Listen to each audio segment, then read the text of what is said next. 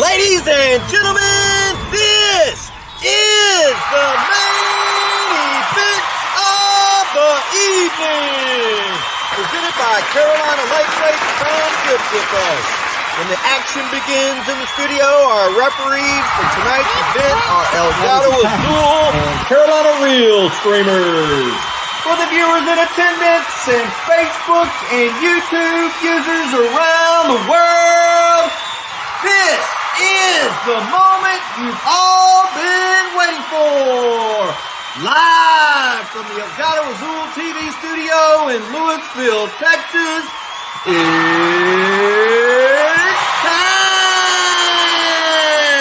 time!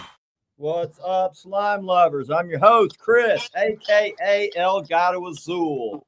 Partner in slime, Mr. Jamie Dunn, sitting next to me. Catfish Professor over the top, Mr. Tim Scott, Epic Catfish. Welcome to the Slime Show, Timmy. Love it. Love it. Buddy. Welcome, brother. As soon as you let me know that I was going to be on here, I've been pretty excited about it for the last few days.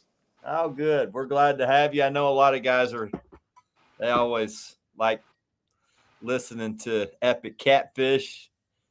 The bearded professor these days. That's right. You know, I had a mustache and it started bugging me in the middle of the night. It started poking me a bunch. So I just took the old, the old buzzer razor, buzz that thing off, and I feel a lot better. So how do you guys do that? How do you guys keep that beard? I mean, I don't have like one of those little tiny professional ones. I just got like the wide one, and it went straight and straight. It looked like I was chewing on garbage cans. Yeah, I've got one of those that's about that wide, and I just trim it, and then I go and let the ladies up at the barbershop take care of the rest of it. There you go. There you go. I grow mine out, then I trim it back, and I don't mess with it for a while. I think I'm going to have to do that, and because it was bugging the hell out of me. Yeah, one piece of hair, if it folds up, gets right here and oh man. Well, and it's like, do you need one more thing to bug you? I got enough. That's it. That's it. Well, Tim, in reality, that once you get used to that beard, it's actually a lot less of a pain in the ass than having to shave constantly. Yeah, I think it is, but I just couldn't get it was hitting my bottom lips, at night. It's like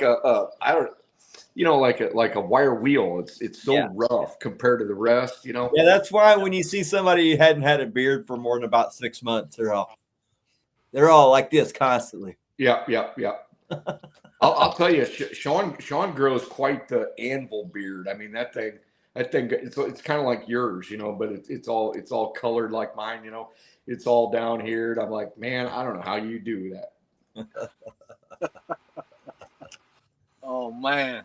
Well, Chris, I tell you what, man, we're gonna have a good crowd tonight, brother. They are pouring in here. Good. I figured we would. And whenever we got Tim on, it's usually one of our more popular shows. So yeah. And I tell you, man, and I'm telling you, there is no better bunch of people than you meet than catfishermen out of YouTube and TikTok, and I don't know about Facebook. I heard there's a lot of drama, but because I don't really. There's a lot of drama in all of it, but you find your niche. Yeah, and I'm sure there's good people everywhere, and I'm if I had a choice, if I really had a choice. Somebody said, hey, who are you going to have a conversation with or go to a party with or go to a cookout with? I'm going to choose catfishermen every single time. That's why you got to go, when you get the opportunity to go to CatCon, you got to go. It's almost. You got to go. You got to go. Guys like, what do you do there? I'm like, you just taught catfishing for. Jamie, how is it that I missed you at CatCon? I'm gonna be honest with you. I was not moving around that much. We were still recovering from surgery and stuff, and I was kind of in a little corner. I didn't get to walk around. I was telling Chris I didn't get to walk around and see nobody. It was a rough one for me this year. I think I got lucky that I even saw Chris because, I mean, I think we were going like this. Yeah, you looked rough, man. Like and freaking running and gunning. I'm like, oh, yeah. Slow down, buddy. Dude, I don't have a slow speed. I don't have one. I literally run all day hard as I can at the shop. And then I get home and then I'm doing this. And then, I might have to do chores. I might have to do this. And then when I fish, I run even harder. I got something for those chores.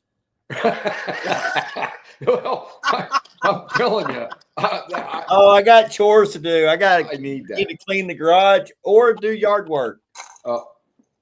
Now, when my fishing season comes, I have no problem. That's what my mind is all the time. Go fishing, go fishing, go fishing. Now, I'm not always able to go. Maybe the river's flooded. Maybe we got a monsoon coming. Well, we got snow coming tomorrow. I think we're supposed to get crazy. 2 or 3 inches. Oh, yeah. Man. Now, I live in the middle part. Y'all with your awesome weather, like close to the ocean down there. I'm telling you, it comes out of the ocean like this. It starts going to the east or going to the west. Well, guess what happens when that happens? It starts pulling Canada air right down on my head. I'm telling you, that's what happens right in the middle. And then it goes back up to New York. So nobody in catfishing, except for us, Illinois, Iowa, and Indianers, we get smashed with that cold weather until, I'm telling you, until May. I know we were talking earlier about, we had like, I believe it was 86 here today. Excuse me, 86. And, bragging a little bit, man, it's getting right. And you were telling us about the snow y'all expecting. Well, I watch a lot of social media. That's what I do when I get home. If I'm not running, 100 mile an hour, I'll just keep flipping. And everybody's like, what is all this great weather? Ours sucks. Ours sucks. We might have 1 day of 70, the next day 40, the next day 65, the next day 30, 32, might even fall to like 19 at night and just barely get above 50. And then it's rain. Then it's just pissing down rain, and then snow until May. I mean, it's really, you really got to get all the way through March before we might not have a freaking blizzard. Wow. Man, that's crazy. Well, and my birthday's March 15th. And I'm telling you, it has snowed in 56 years. It has snowed more on my birthday than it's been warm. I'll tell you that. Man. Well, happy belated birthday. Yes, sir. There is no happy birthdays. Matter of fact, I'm telling everybody, there's no more birthdays after this. There's no 57. It's done. Just another day. Oh, let's man. run through here and see who all's with us starting this show off. So, and then we're just going to roll with. We don't really have a topic tonight. Of course we do. We have 100 topics. It's campfire talk. So Billy Bever says, good one tonight. But they're all good. Let's go. I agree. Lewis Parker, ready to hear about Lake Texoma. Well, I got a lot of good news about one of the trips, and I got 2 really crappy trips. So I'll tell you about the good, and then I'll want to forget about the bad one. Dirty, man, my eyesight's getting going quick. You're the only one up here, Chris. They're late. It's coming for you, Chris. It's already here, man. The glasses, the dreaded glasses. I used to kind of make fun of my dad a little bit because he used to, even like when I was like 14 or so, he'd be like, hey, what is this? Can you read that? I'm like, well, of course I can read it. Why can't you read that? I get my phone out and look at. I'm like, yeah. You got a magnifying glass it. Oh man, it's Tim Scott going to be talking Mississippi River. I hope we can talk and whatever we want to talk about. Dustin Clark says, afternoon, everyone. Killer B Outdoors. Love Tim's live show with y'all. Dude knows his stuff. Thanks, y'all.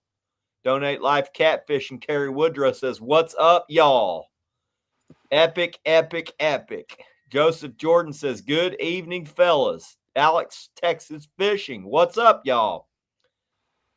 Eagle Eyes Juan Tienda was on the War Machine last weekend with us. Man, we had a hell of a time on an Operation Vets with Nets mission. Had 4 captains and a vet. I like that nickname, War Machine. Yeah. Mine is the Catfish Battleship, but yeah, I like the War Machine too. Yeah, it's been good to me. It's got a lot of luck built right into it. So yeah, I need so much luck. I'd rather be good than lucky. All right, moving on down. Eagle Eyes Juan Tiena says, "Good evening, Slime family." Bill Journey says, "Good evening, Slime brothers." Jeff Martin, howdy guys. Alexander's Taxidermy, what's up, guys? Wesley Grubbs III, Operation Vets with Nets captain, says, "What's up, everybody? Glad to be here." Joshua McPherson, let's go. Vets Cooks, what's up, Slime family? Brian Henry, what's going on? Chris and Jamie, it's slime time. Wednesday again. Let's get it on. We're getting it. John Armstrong, hello from Minnesota. Oh, man, y'all are getting it, I'm sure, up there. John Young, hey, Tim. Bernie McBride, hello, Slime Catters. Antonio Klum, hello from Oklahoma. First time watching. Won't be the last. I hope not, buddy. We're here every Wednesday, throwing it down. John Young says he's pouring river sinkers as we speak. Oh, boy, that's good. I got to pour some still. Lee Loy was on the boat. He was one of the Operation Vets with Nets captains. He drove up from Central Texas to fish with me. Man, we had a great time. Glad you came, Lee. Glad we got to smoke a bunch of fish. That was good. Rob Shamaki, what's up, family? What's up, Rob? Rob's going to be coming up with his son to fish at the end of this month. Hopefully, Mother Nature cooperates. Rob, we may have to switch lakes. I had to make a lake change last trip.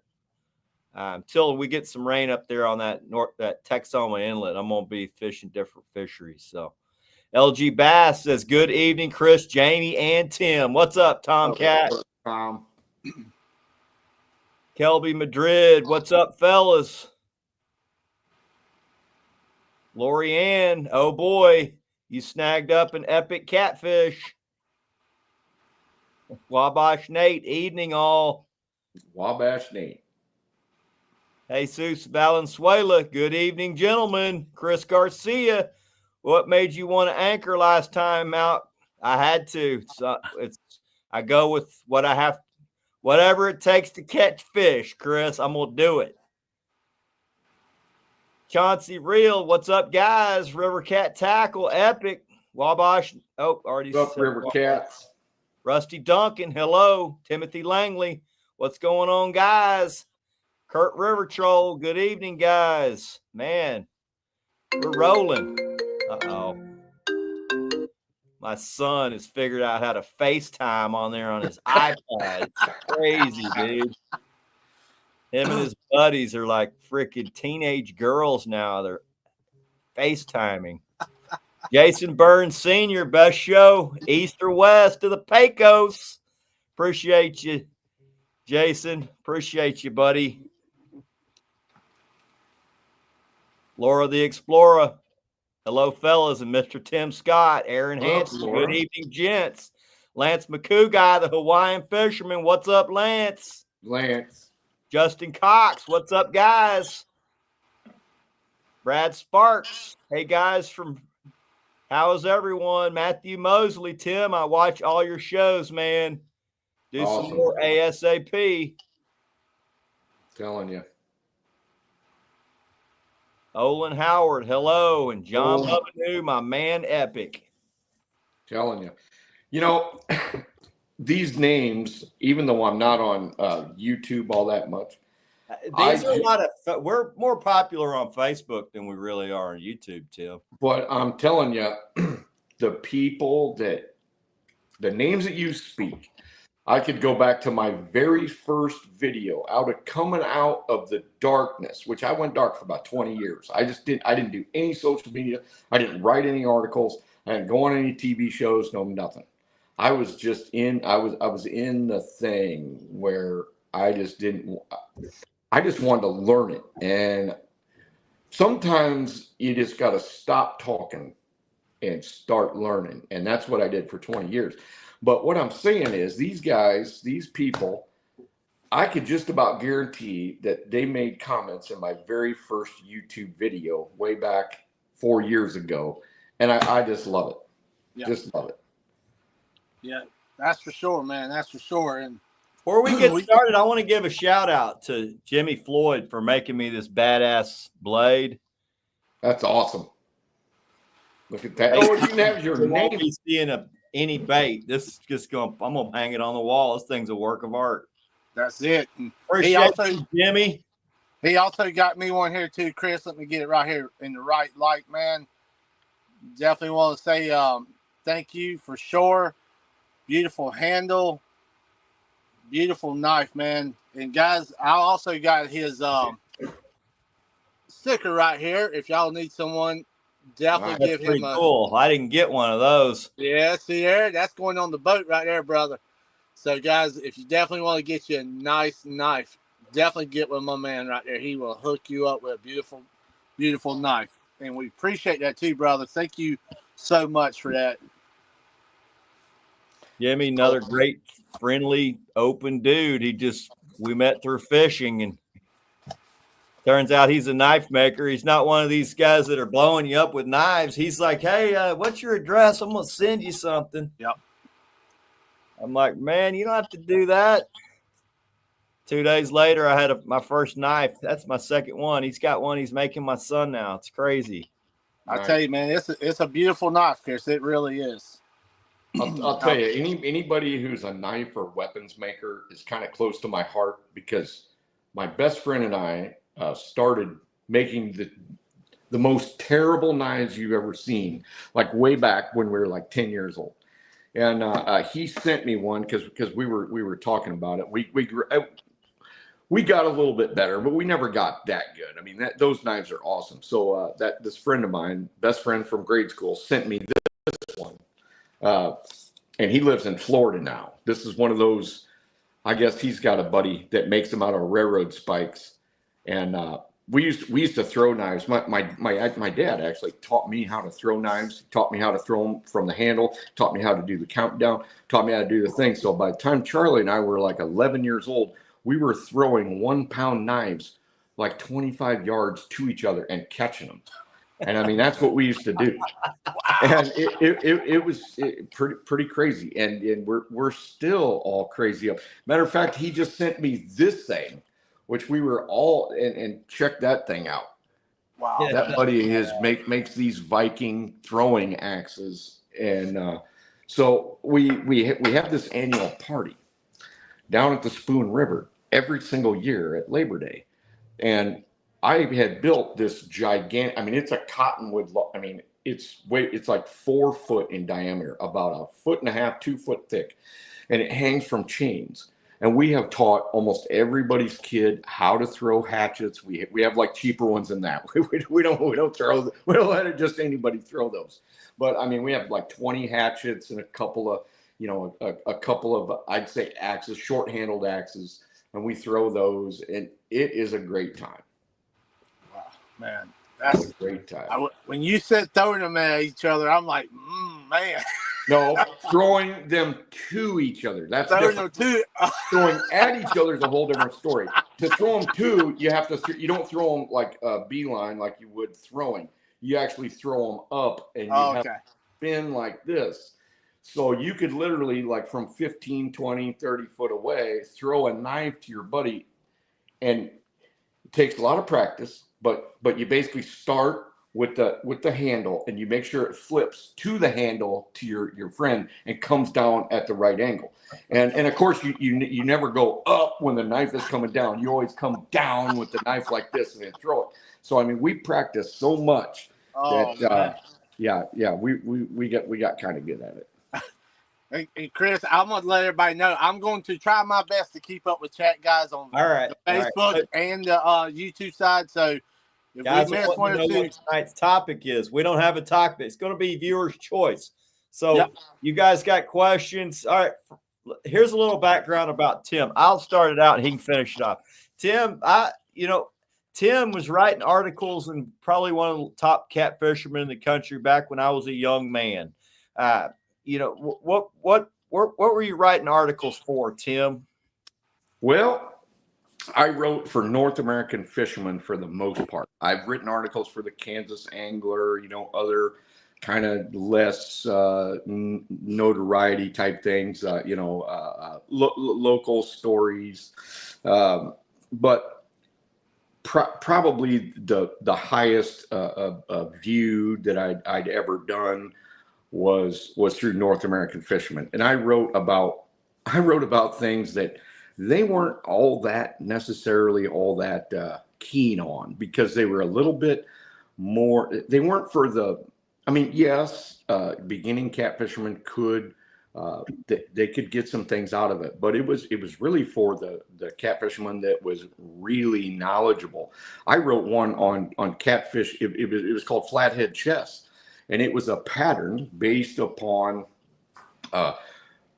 envisioning a grid 50 yards by 50 yards, and it happened in specific situations where, especially during the pre-spawn, when the water would come up and there would be too much water, just say on the cover, and then they would get in these basins, but they would separate each other, and especially on the Mississippi River sand humps. So you've got sand humps, and once you recognize that situation, you would start at the head of it, visualize a grid, and try to put a bait pretty much starting out about every 10 square feet. If you knew that there was flatheads there and they wouldn't move, then you would have to envision your grid even smaller, say 5-foot grid. So and I described it in that article, it was more like a military operation than it was a fishing pattern or just a happy day fishing, because you really said, okay, there's like an obstruction of what,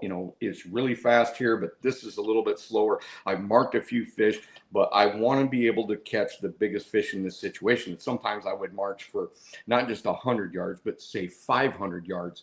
And if once I started, if I was getting quite a few bites, envisioning and placing baits in, say, a 10-yard grid, I knew they were willing to move to the baits. If they weren't, if I had to envision a 5-yard grid or maybe even a 2.5-yard grid, then I knew that they weren't going. So I would speed up my process, because as long as, you'd wait if it was a bigger grid, and then you would slow it down. I mean, speed it up the smaller the grid. And so you just start firing baits, letting your anchor rope out, boat length at a time, and hitting to the right, to the left, to the middle, to the left, all the way out, and then start pulling them every, 2 to 3 minutes closer to the boat, and then recasting like this.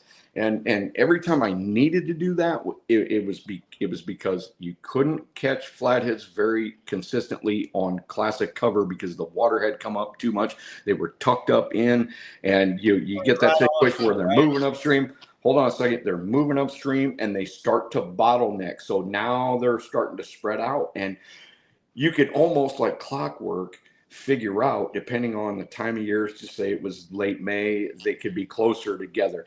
By the time mid-June and the water temperature got up, they're going to be farther apart. And when I needed to use it, it worked. And sometimes I would end up catching 25 flatheads in 500 yards in one boat swath, and then move over and catch a few more. Now, not always that's a great thing, but sometimes, just to pull off 5 flatheads in a guide trip, that's what I had to do. Didn't love it, but it works. Kind of crazy stuff. Yeah, I'm gonna run. We're gonna try to keep up with chat tonight. I won't be able to do it. never. No, I can't no even way in hell we're gonna be able to do it, but we're gonna try. So, Tim, what city do you fish the most? I already know that you don't really fish a city, but I mean, if there's a general area that you fish more than others, what area would that be? Okay, so let me describe my fishing scenario these days, and it's been this way for probably 5 years, probably even more than that. I really don't get to fish that much. Back in the day, I used to fish 28 days in May, 28 days in June. Not so much in July because fishing sucks around here, but August and September be pretty much the same thing.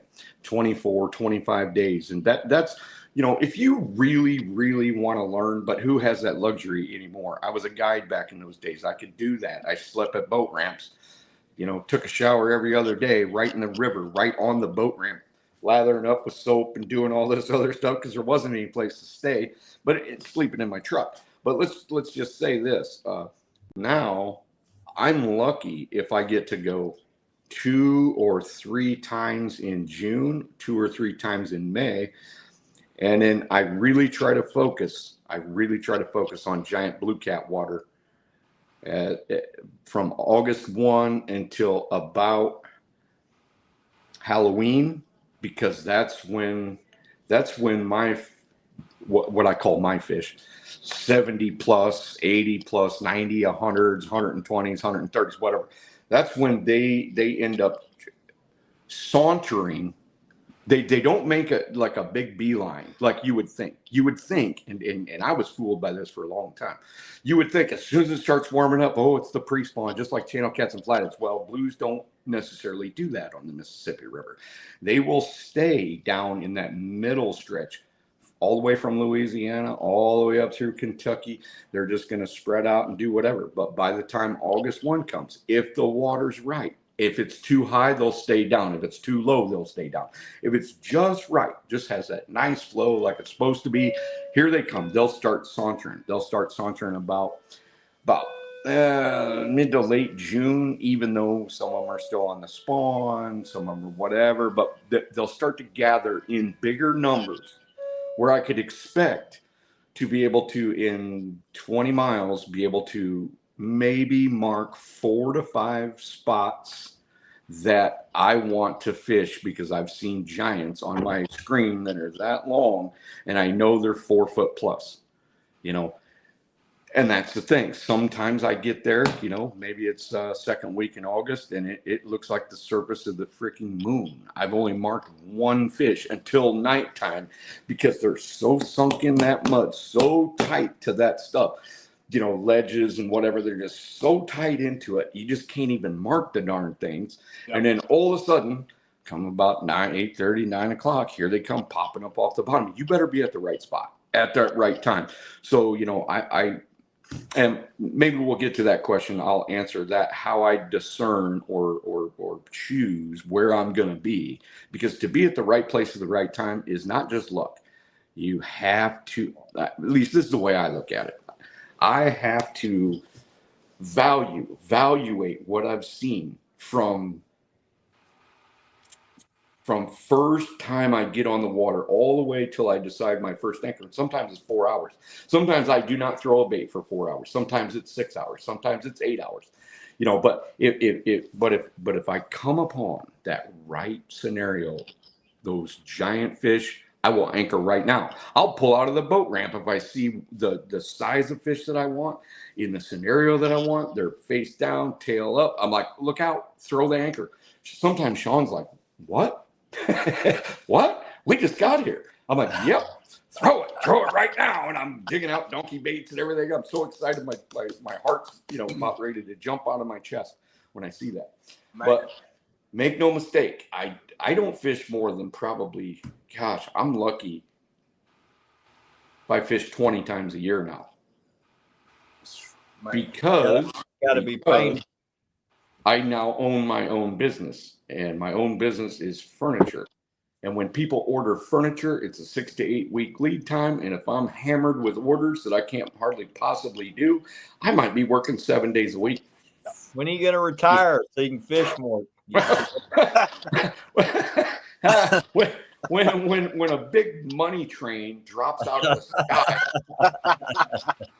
Oh man, Tim, I got a good question for you by Jason. It says, Tim, looking back, would your plan of attack change now that we have side imaging technology versus how you knew your lay of the land before? Well, I would say that I am the world's dumbest side view watcher. The world's dumbest. I'm telling you, they look like jelly beans to me on an Easter egg hunt. Huh?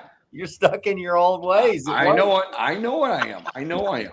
But every time I see some stuff up shallow like that, and I go chase it, it's Asian carp. Where I fish, we have so many Asian carp, and they're huge. They're absolutely huge. So in 4 foot of water, if I'm marking something that looks that long and 1, 2, 3, 4, 5, 6, I just don't even go up there because it's a waste of my time. Because most of the time, now if I saw one fish on that side scan off the ledge in like 15 with access to 25 or 30, I'll go.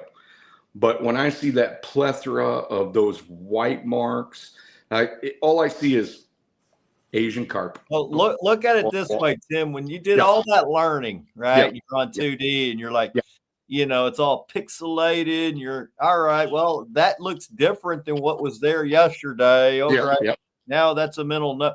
What if you actually had side image that whole time that you could see? All right, the fish. Oh, buddy, if I had side image that whole time, all right, he's up a little bit. All right, now he's moved a little bit. Absolutely. I mean, wouldn't that help you learn? It would. And listen, I don't ever tell anybody to not look at their side scan or don't value your side scan. I'm just saying I have so little time that I'm scared of chasing. And I said scared. I'm scared of using my time chasing side image where I have 90-pound Asian carp and 100-pound Asian carp. That's my biggest problem right there. If I didn't have those Asian carp and I started marking giant fish, there's only one thing, like way back in the day when there was no Asian carp, you mark a giant fish, it's only 3 things it could be: a sturgeon, a paddlefish, or a giant blue cat, maybe a giant flathead. How hard does a 100-pound Asian carp fight? I don't know. Do they bite? I mean, what are they? They don't bite. They're plankton feeders. They're herbivores. They're like, all right. Because it'd be nice to be able to go catch those. I mean, maybe people snag them, but I don't have. I have goals. So I just don't like have a snagging rod and have rod or whatever. I mean, there's big sturgeon. Matter of fact, Sean and I fished kind of late one year. Once the blues were gone, I thought, okay, maybe they're stacking up above the dam because they're coming from all the way to Keokuk, stacking up above the dam. I went and I broke the law a little bit, put my down scan right above the dam right there. And I marked some absolute horses, but they looked a little weird to me. They looked like sturgeon, and guess what? They were. And dummy me did not have not even a thing of night crawlers. All I got is these giant donkey bait. No, it's just not working. So, I mean, and there was a pile of 6, 7, and 8 footers. Wow. So, Tim, you've told this story 1,000 times. I've heard it probably 3 times. Let's hear the flathead story, the 100-pound monster flathead that I use in a lot of when we ever have shows. You know what? I do hate telling that story, and I'll tell you why.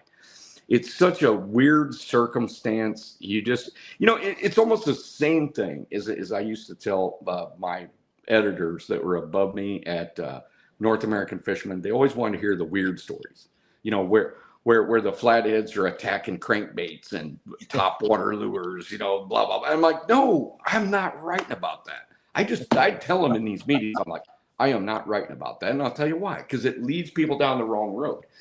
So, Nick, a long story short, I will tell this story. North American fishermen. If that's even possible. If it is even possible. So North American fishermen called me and they said, Tim, they said, we are doing this book. It's called Secrets of the Catfish Pros. And we want you to be a major influence on this book. I have that. Okay, good. I might be able to go find it. Yeah. And so I am on the cover of it, even though it doesn't even look like me because I was only like, I don't know if I was even 30 years old right back then. You had some guns on you, man. I've lost those a little bit. Buff. I should start lifting weights again because throwing all those freaking monster catfish. Yes, that's exactly what it was. So, anyways, so they're like, I need, we need some big giant blue cats and some big giant flatheads on film for this book. And I said, well, okay, then you're going to have to follow me around, and we're going to have to go to the Mississippi. They said, oh no, we're going to Lake Cumberland. I said, Lake Cumberland? I said, what are you talking about? I've never heard about Lake Cumberland having any decent catfish at all. And I know they do. I mean, it's on Cumberland River and all that. But so I started calling guides. I started looking in the back of fishermen and North American fishermen. I started calling guides. I'm like, hey, I want to catch some giant catfish on Lake Cumberland. I don't know anything about it. They're like, giant catfish? There's no giant catfish in there because they're all striper guides, you know. And I'm like, yes, there's channel cats, yes, there's flatheads, and yes, there's blues. And striper lake's typically a good catfish lake. No, because it's cold.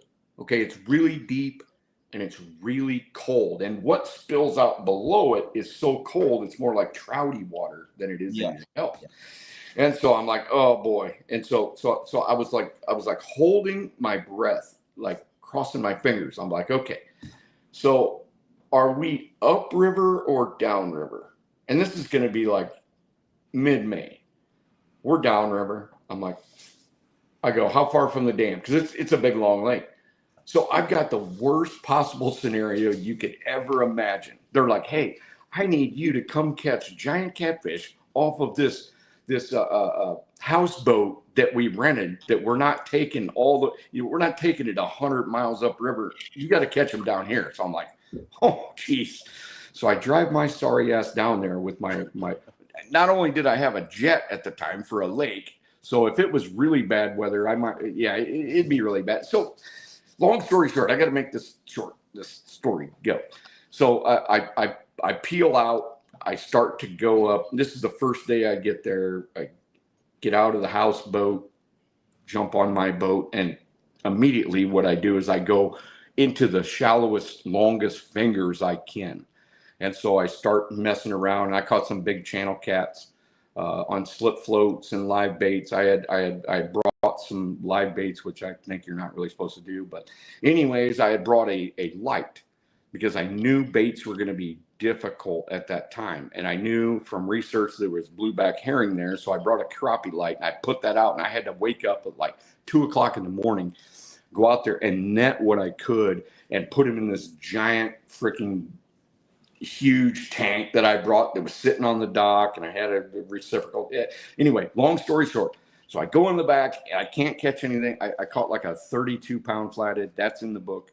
I caught a 25-pound flathead. That's in the book. I caught some big channel cats. That's in the book. You know, matter of fact, they actually did some pretty good stuff. They brought a guy in a scuba suit with a freaking like a space helmet on it. Because it was so cold, he had a dry suit, like the space helmet thing. So it was pretty crazy. But anyway, that first day, we had kind of gotten a lot of the stuff, because when you do a book, it's kind of disappointing, but they have like these little, they have like a storyline already. And then they have like these little empty spots, and it has descriptions of what they're supposed to do. So I'm like, yeah, I'm helping them out with that. So anyway, I was released finally. I got most of everything except for the giant blue and the giant flathead thing. So I'm like, okay. So that first day, win-win. If, you know, maybe we'll catch a bigger fish. Maybe that'll get put in wherever. So I went on a quest. So I think after that first night, I went out and I searched and searched and search. And I figured out the lay of the land. The lay of the land, it's not like a regular olectrophic lake where it goes like this. This is a canyon reservoir. So it's 170 feet deep, and you're lucky that where the thermocline is, if you can find a shelf that comes across and then goes straight up on granite. I'm not even used to granite. I mean, this is like stuff that comes out of volcanoes. It's not like our sedimentary rock that I've got. So anyway, granite sheer cliffs and all this stuff. And after this, and I didn't throw a single bait for 2 days, the next 2 days. So first day, we only got 7. So I'm 3 days down into this. So I peel out and go towards the dam, and I start putting my transducer right on the wall. And we all know that it causes a whole bunch of disturbance, you know, the closer you get onto it. So I literally took my transducer and jacked it to the left like this, so that the cone in like 50, 60 foot of water was barely going to be hitting that rock, because it was basically straight down, and it goes for a long ways. Anybody that fishes Cumberland, you're going to know, because if you're looking at the dam from above it, it's to the right hand side. So anyway, comes off the deep, and I found a ledge that was probably 15 foot wide and maybe 25 foot long. And so I was skirting that thing, you know, kind of skimming the back of my boat off the rocks every once in a while, because I beat the crap out of everything. So anyway, I'm going down here, and I mark what it looks like, a tree. And so imagine the bottom of the screen. I think everybody can see this. So the first time I mark it, it looks like this. It's like edge to this, but it looks like it's about 5.5, 6 foot long. It doesn't look huge. What graph were you running? What's that? What graph were you running back then? A Legend 2000 dot matrix, buddy. This thing looked like Pac-Man and Space Invaders. So anyway, so I go across, and I'm like, okay, I got to go over this again, but I can't really, off the other side of my boat, now that I tilted it, I can't really reach it in 55, 60 foot of water without a bunch of reverberation. So I turn my sensitivity down, and so I start to scan, and I'm like crushing my boat against this granite freaking drop. And so I'm looking at it again, and it doesn't have a whole bunch of fingers on it. And I'm like, this might be a fish. So of course I got my tent stakes out, because there's no way to anchor there. None. I got my tent stakes out. I found a crack, you know, like the metal ones. And I always carried a hammer, because I was known to, you know, take cracks in the dams and jam a big stake into it just to anchor up the bridge pilings or whatnot, you know, if it was metal or wood or whatnot. So I'm going to find this. So I got one in the front, I got one in the back, and I know I'm right over it. And I was pretty excited about this, because, you know, I got bluegills and I got blueback herring and all this stuff. And I take my basically glorified Walmart rods and 6500s, you know, the little spooled things like this. And I'm feeding them down with, yep, 20 pound test and 3 ounce egg sinkers. And I got them all spidered down like that. And I sat on that thing for like, I think I sat on it damn near till dawn. From that night. Nothing, not a single bite. And I was like, huh. So I knew I needed to get a little bit of sleep. So I went back, you know, but I made sure to go look at it again, you know, and it didn't quite look, it was kind of in the same spot, but it didn't quite look like it was still in the same exact spot. So the next day, I basically looked at it again, because I'm starting to get convinced that this is a piece of wood.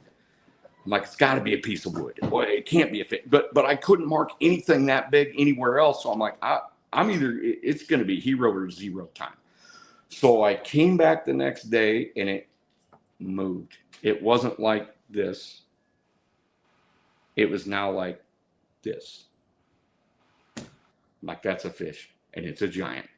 So for 2 more days, I sat on that fish, and I sat on it really hard. And that third day, it was almost final hour, basically, of this whole thing. We just had 1 more day left.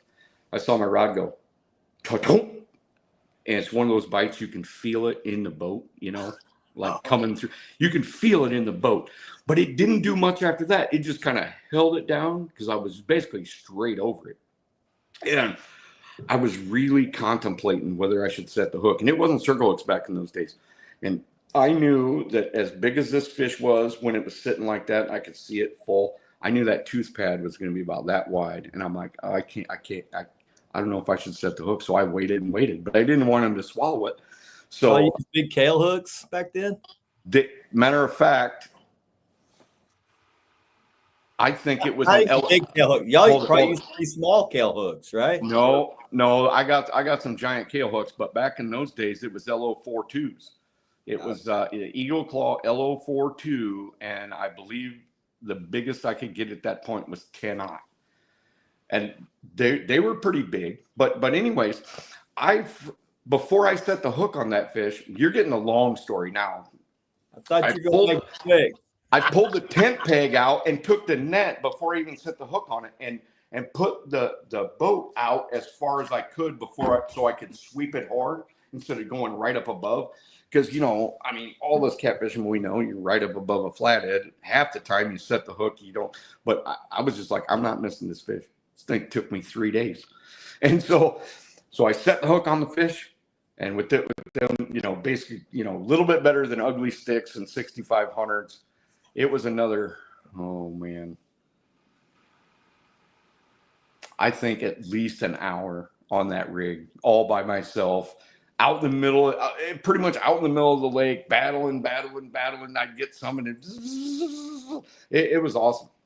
There was like 4 boats that thought I had like the world record striper on. That came by. Man, Tim, I know we got a question here in chat and stuff, but I want to ask you a quick question. Talking about graphs and stuff, what do you think about all this new technology this day and time with fishing?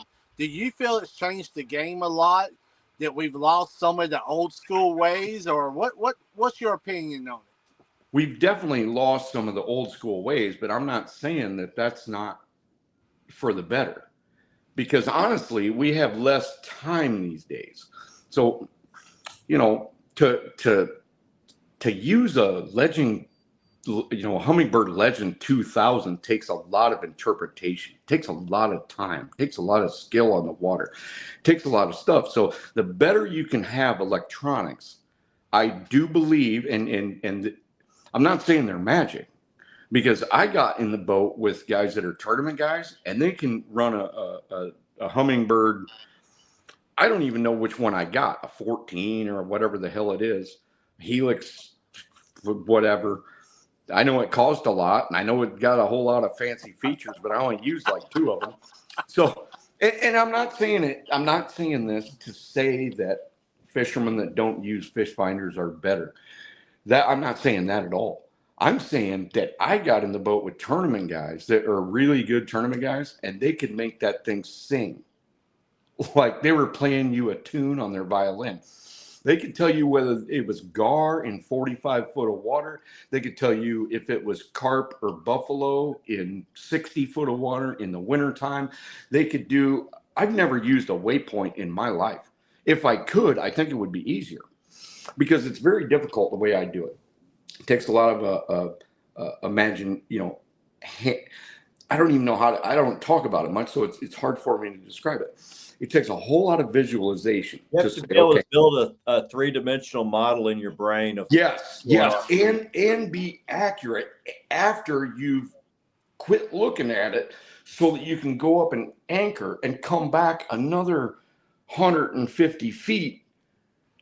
I think that's the hardest part right there. To throw all this stuff and make sure that you didn't go a little bit left in the current or a little bit right and be off of those fish. Because I'm telling you, one of them, and I feel for a lot of guys that are kind of new at it, because if you're fishing current, and this is why a lot of people don't fish current, because it is so easy to get lost, especially at night. If I'm not paying specific attention to a triangulation and how the current is moving, and it's hard to see at night. So, you might have a current kind of going towards the shore, and then it kind of veers out this way. And I know exactly where those fish are. We done through our 40-pound anchor. And, luckily, Sean has to do it these days. I don't have to run up, shut the motor off, run up and do that and do all that like I used to.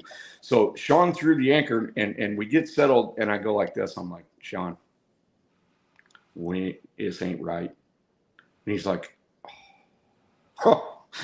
I'm like, he goes, we got to do it again. I'm like, yeah, we do, because I done screwed you up. So he's got to pull a 40-pound anchor up a 50-foot building. It's like 5 stories like this, and then put it back, and then I got to move over like 8 feet and up about 6, and then drop it again. And depending on how that current is, You know, it might take you a little bit too much this way or too much that way. And sometimes I got to do it again. Sean's like, oh, are you kidding me? But you know what? He knows the importance of it. Yeah. He knows, because I have said, we ain't right, but we're going to try it anyway. Never works like that. Every single time we get into that, and you know, I know where number 1 fish is, and number 3 fish is, and number 5 fish is, and number 7 fish is, and throw it all out and then move it. Now sometimes it don't always pan, but when it does, like last year, we had 2 or 3 anchors. We had 4 fish in the boat between 50 and 70 pounds in the first 25 minutes. Pandemonium. I had like one of my best friends from Ohio. I've known him for, you know, 25, 30 years. It couldn't happen to a better guy, and Sean, and everybody's battling fish, and we got one in the thing. It just pandemonium, crazy. But that's when you get it just right, and that's when the fish are active enough. You know, it's those hard times, those deals where you know those fish are not taking that bait because you've already presented it to 2 or 3 of them or 4 of them, and you can't get them to go. And then that's why Sean and I end up celebrating so much on these things, because we've already been through it. You know, from the time we got there, it might be tough.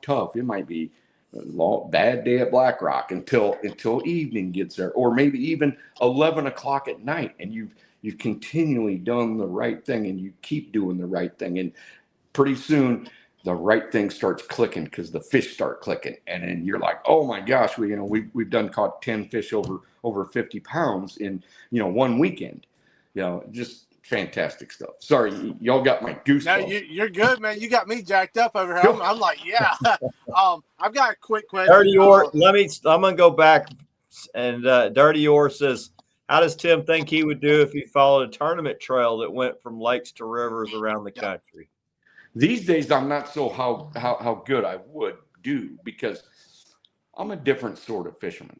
I could tell you stories. I think Chris and I talked about me doing tournaments back when I was in my 20s, when, you know, it was a 10 fish limit, and I'll try to go through this quick. And, you know, it was just tournaments around here, and, you know, I entered a couple tournaments, and I didn't think much of a 10 fish channel cat tournament. I figured 10 fish, 100, 110 pounds, whatever. And the closest one to me, you know, in all of them were like 45, 50 pounds. That was like the top 3. And I didn't even pay attention to what was going to win a tournament, but pretty much anywhere on the Illinois River system, 45, 50 pounds was going to get you first place. First time I entered one of those tournaments, I came in with like 103 pounds. The people were angry. They're like, no way is this little whippersnapper doing this. He must be cheating, blah, blah, blah. So the tournament director called me after that. He's like, hey, what are you doing? I'm like, well, I'm just going where the fish are. I, you know, go up the tributaries, cast. I might, you know, anchor 50, 40 times. You know, I'm going to catch my kicker fish at 16, 17 pounds. So he's like, okay. So next year I did the same thing. Got 110 pounds and 10 fish on channel cats, blah, blah, blah. Those people were so angry that they called the tournament director and said, if Tim Scott's in it, we're not entering. Wow. And so I was like, I'm done. I don't need any more tournaments, you know. And I'm not saying anything special about myself. It's just that, and this is what I'm trying to say about today's electronics and yesterday's electronics. I was doing new stuff nobody'd ever done. I bought myself a jet. I could go shallow. I could run up these tributary rivers. I could target very fast water stuff, and they were still fishing the main river during May, which is the pre-spawn here. So if you're fishing May in the pre-spawn, you're not up tributaries. The big fish, most of them are not where you're fishing. So I just fished where the big fish were, and their habitat was condensed, so I could, you know, hard military style, go, keep fresh baits, you know, catch, and go, yeah, I got 110 pounds and 10 fish. Now, if I was to do that today, I wouldn't want to do that today, because I don't want to fish you know, let's just say, and I love the tournament guys. God bless them, because I don't want to fish mostly where they have tournaments. Not only do I not want to fish where they have tournaments. I don't want to fish the timing that they have tournaments at these certain places. There are a couple tournaments in my waters where I home fish, but the timing is terrible in my opinion. I don't want to fish from 8 o'clock in the morning until dark at all. I want to find fish from 8 o'clock in the morning until dark and then catch the monsters. And my hat's off to them. I might, you know, if you got 100 boats in a tournament down there and you're catching 60s, 70s, and 80s, but usually I look at the tournament things and it is for the talent that's there. They're in a rough time slot usually, just really rough, and I don't even want to fish it during that. You know, I'm not even set up for lakes. I'll tell you how bad Chris would beat me in a lake. It'd be so bad that I would have to. You could just tar and feather me, make me wear a skirt, whatever, because he would. Because my boat's not even set up for it. I don't even practice on lakes, and I'll tell you what. I have not watched Jeremy fish lakes, but I have watched Chris fish lakes, and it's impressive because he puts the tenacity, he puts the knowledge, he puts the go, and he's like, I'm not just, he doesn't just go, well, it's all I've done. It's all I could do. He's like, okay. He's theorizing the whole time. It might have had ice on the water that morning, but by the afternoon, you know, he's fishing deep, he's fishing mid, he's fishing this, he's slowing it down, he's speeding it up, and pretty soon he's catching fish on, you know, in 3-foot stumps that are like 50, 60, 70 pounds. It's impressive. And I will be the first one to always say this. There are guys out there that you've never seen. They'll never be on Facebook. They'll never be on TikTok. They'll never be on YouTube. But they can flat out catch giant fish. And I'm telling you, there's guys that are on all this social media that if you tried to pit who's the best catfisherman in all of social media or all of the world, it would be impossible. Absolutely impossible. It would. But you get that right person on their home water that they can fish when they want, how they want, at the time they want, with the right bit, the baits that they want. And look out, it's hard to beat that guy. And it doesn't matter where you're at. Doesn't matter if you're in Louisiana. Doesn't matter if you're in Minnesota. It's hard to beat that guy.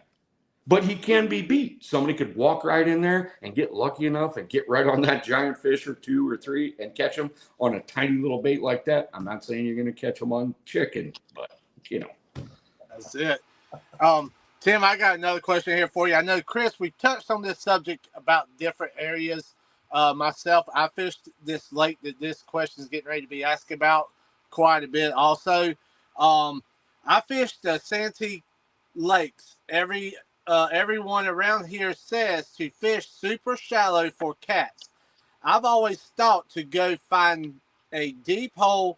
Why do you think the cats love shallow water on Santee Cooper? And I know, Tim, we've hit, myself and Chris, we've talked about this lake versus that lake in this same scenario before. So what's your opinion on this? Okay, so I will describe my limited experience on Santee Cooper. The year was 1999. And my wife and I had just got married, and we flew down there with the auspices that we would stop in Cross, South Carolina one day, the last day of our honeymoon, and fish Santee Cooper. So we hired Joe Drost, which Joe Drost, if anybody knows who that is, he was also people back in the magazine days. And so I had talked to him on the phone, and I reminded him that I just wasn't just some, just some fancy city slicker that was coming to catch a couple of tiny channel cats just to, make his day. I was after big blues, and that's what we were going to do. Didn't matter, rain, shine, wind, cold, but it was November 7th, and it was colder than shit.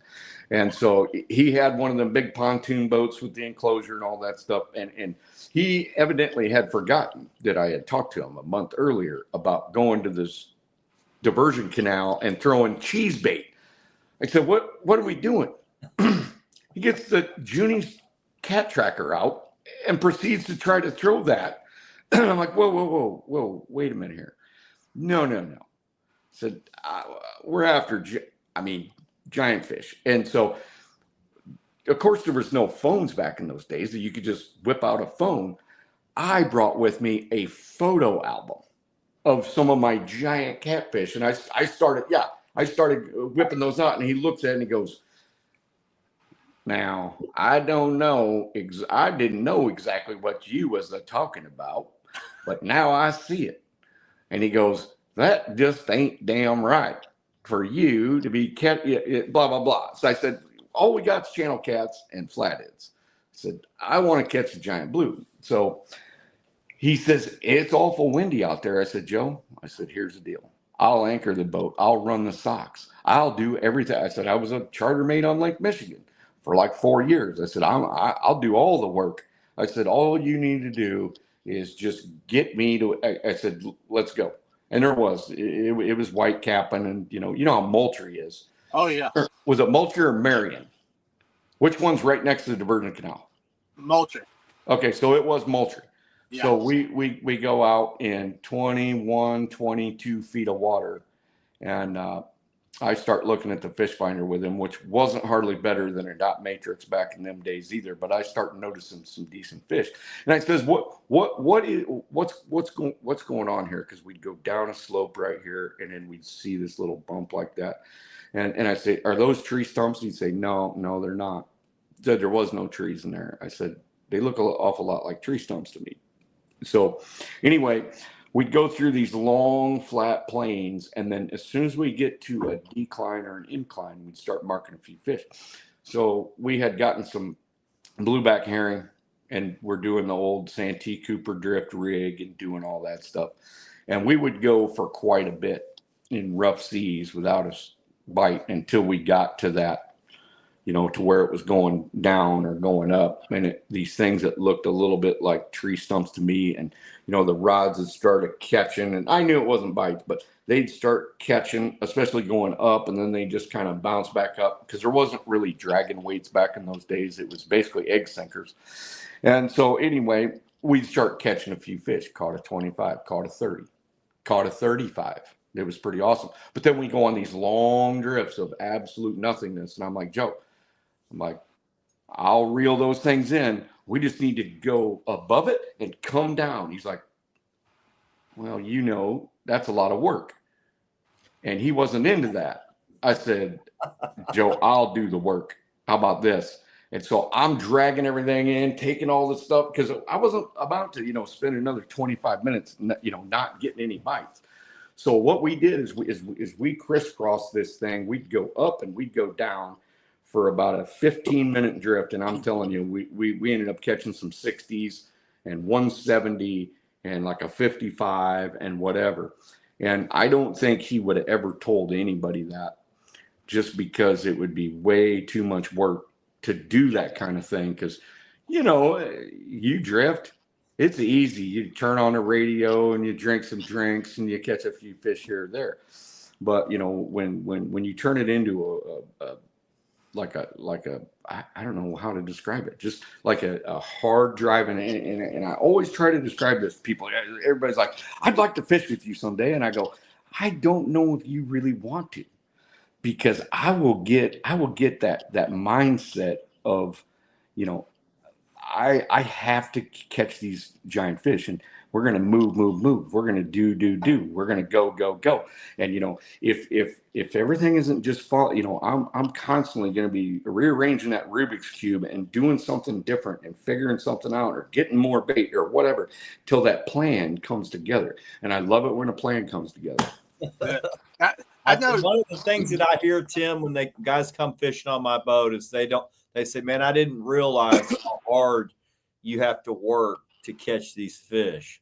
Yes. You're always working, trying to figure something out, doing something different, trying something different, making adjustments, moving. It's nonstop. So I think hearing you say that, it's like, yes, if you're going to be really have a high level of success catching big fish. You're working your ass off. And a lot of my buddies are like, man, I don't want to work that hard. Yeah. No, and you know what? I love the hard work about it. I love it that I stay focused. And I tell people I am a success oriented. I love nature. I love the river. I feel most at home. You know, I have a heartfelt for it. I have all this stuff. But you know, I don't really get to enjoy that until I've caught the monsters. Once I catch a monster, the sky is bluer. The freaking wind is more beautiful.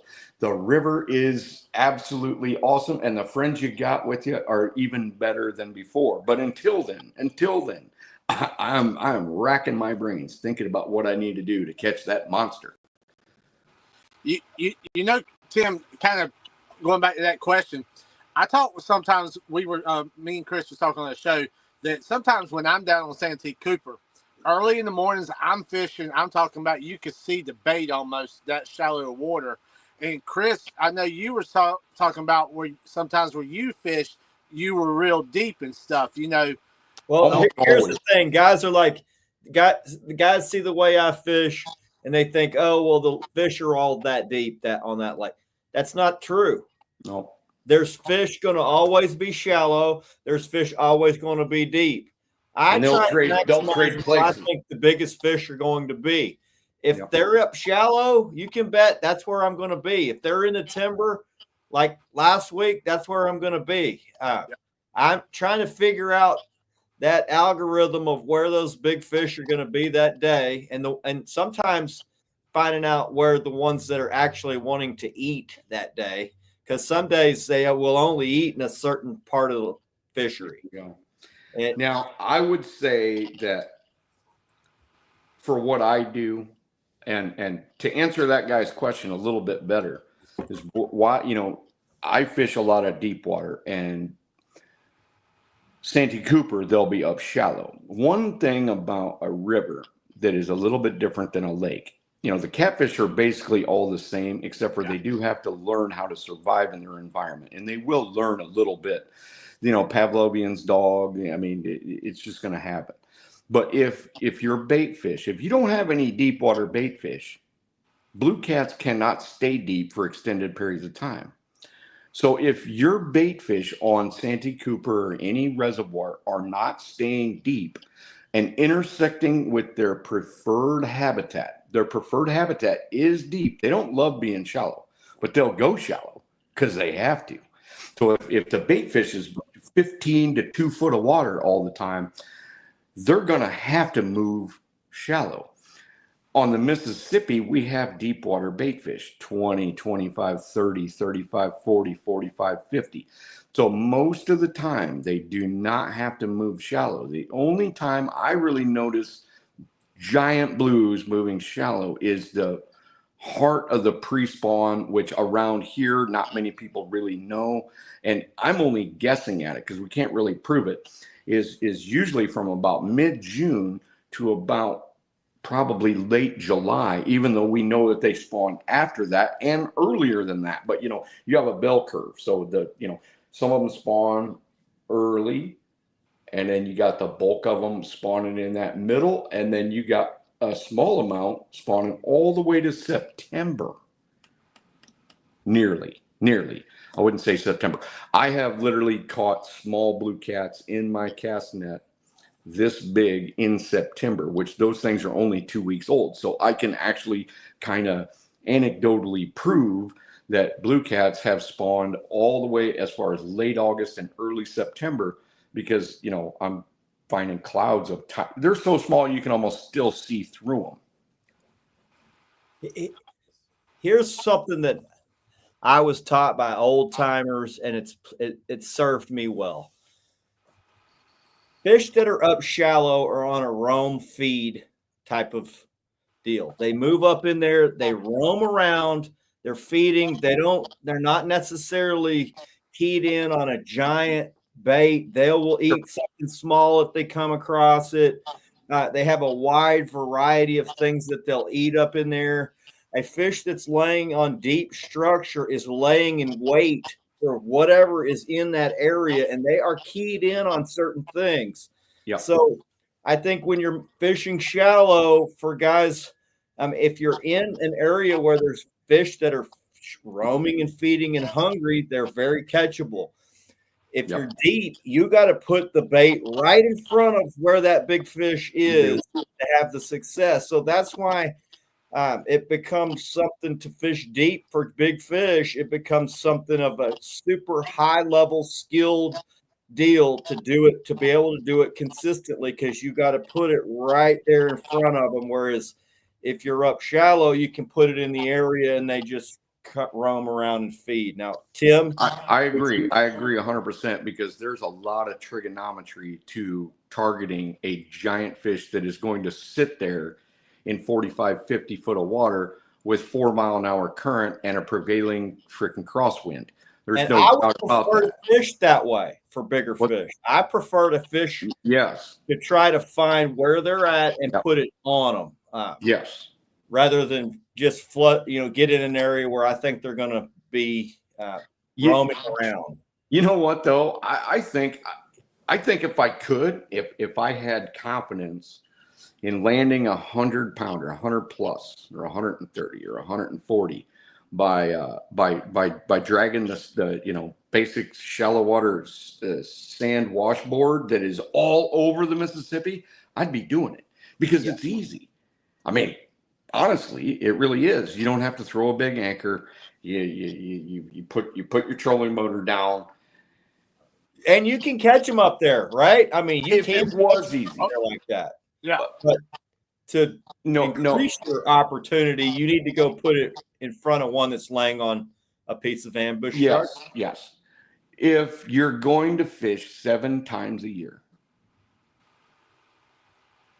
and you're going to expect to catch a 80 to 100 to 120 or 130, you best be doing that because there's not enough time in 7 times a year, even in some of the greatest catfish waters that there is, to drag around and drift. And we know this by the numbers.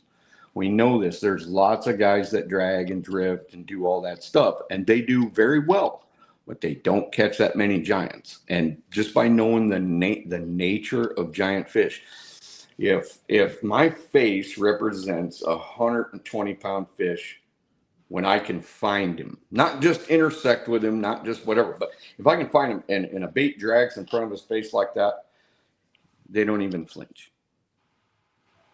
Don't even flinch most of the time. You would have to be so lucky on your drag to get it just to bobble on his face and he sucks it in, and then you do that. But if you can put a big grandiose bait in front of his face within 3 to 4 foot, and you can let it sit there for 5, 10, 15, 20 minutes, at least in this fishing situation that I have a way better shot at landing a 100-pound fish in 7 trips, as long as I go in the right period of time, than I feel like most people do on the entire continental United States. Now, I'm not saying it, but I would probably bet on myself knowing that. And maybe I'm calling out some tall cotton here, but I would bet on myself to go in 7 trips between August and Halloween doing what I do than anything else that I could do. Staying within my parameters of fishing off of drops, fast current, drops like this, current seams in 40 plus foot. I wouldn't even say that I would bet on myself if you gave 10 of the best catfishermen in the whole country, and I said you can't fish any deeper than 20 foot, and you only got 7 days to do it, I'd be like, geez, I don't really want to bet on that. It's not a high bet. But if they said if you're going to fish 50 to 20, and you're going to use big baits, and you're going to ledger on fish, and you're going to look, and you're going to find, and you're going to pick out specific fish, and you're going to say, okay, I rate this spot a 9 and this spot a 1, and I'm going to go to number 1 and know that period of time, if they're up or if they're down or if they're flat to the bottom, which spot am I going to spend my time? I'm going to bet on that guy every time. And it doesn't matter if it's, you know, whatever, some pro baseball player that knows that. I'd be like, yep, I'll bet on old Babe Ruth right there. That's to it. call it out and to have the greatest shot at landing a giant in 7 days or 14 days of 1 year. Nice. Cat Daddy Chris says he caught a blue from the lake last year in January with eggs. Why is that? They reabsorb them because catfish don't always have a successful spawn. Sometimes they have what's called a faux spawn too. They'll also spawn in the fall, and it happens they'll drop them here in Texas when we have a really mild. Oh, geez, yes. When we have a really mild fall, like we've had the last 2 years. Yep. January, February, I'm catching catfish that are like that big in my net. In so I know they spawned late. Yep. And like Tim said, if you have a big front that comes in and they're holding eggs, they won't spawn. What they'll do is they reabsorb those into their system. So it'll be almost springtime and they're getting rid of those eggs and new ones are forming. You'll have. Okay. So there were some studies done back in the early 90s about flatheads and how successful their spawn was. And they found that 50% of the time that the flathead spawn was absolutely horrendous, like almost none. But every 2 years, they would have a terrific spawn. So it's very sporadic. They go through the motions, but it doesn't really happen. But also, Tim, blue cats under 10 pounds don't necessarily all spawn either. No, that's false. No, pretend to go through it, but hold the eggs and just reabsorb them. So that could be that type of scenario where they're just absolutely putting on it, you know, getting eggs, but then they don't actually spawn because they're not of age yet. There's tons some of them that will spawn at 4 or 5 pounds, but a lot of them won't spawn until they're over 10 pounds. Some of them don't have the opportunity because they don't have a partner because everybody else is busy. Yeah. So, you know, if you don't have the body weight, right? I mean, you pretty much have to be chosen. Yeah. Well, and in the case of flatheads, you have to be tough enough to hold the right cover. Otherwise, the females don't like you. Yeah. Tim, pretty much what age do they stop spawning at? Pretty much.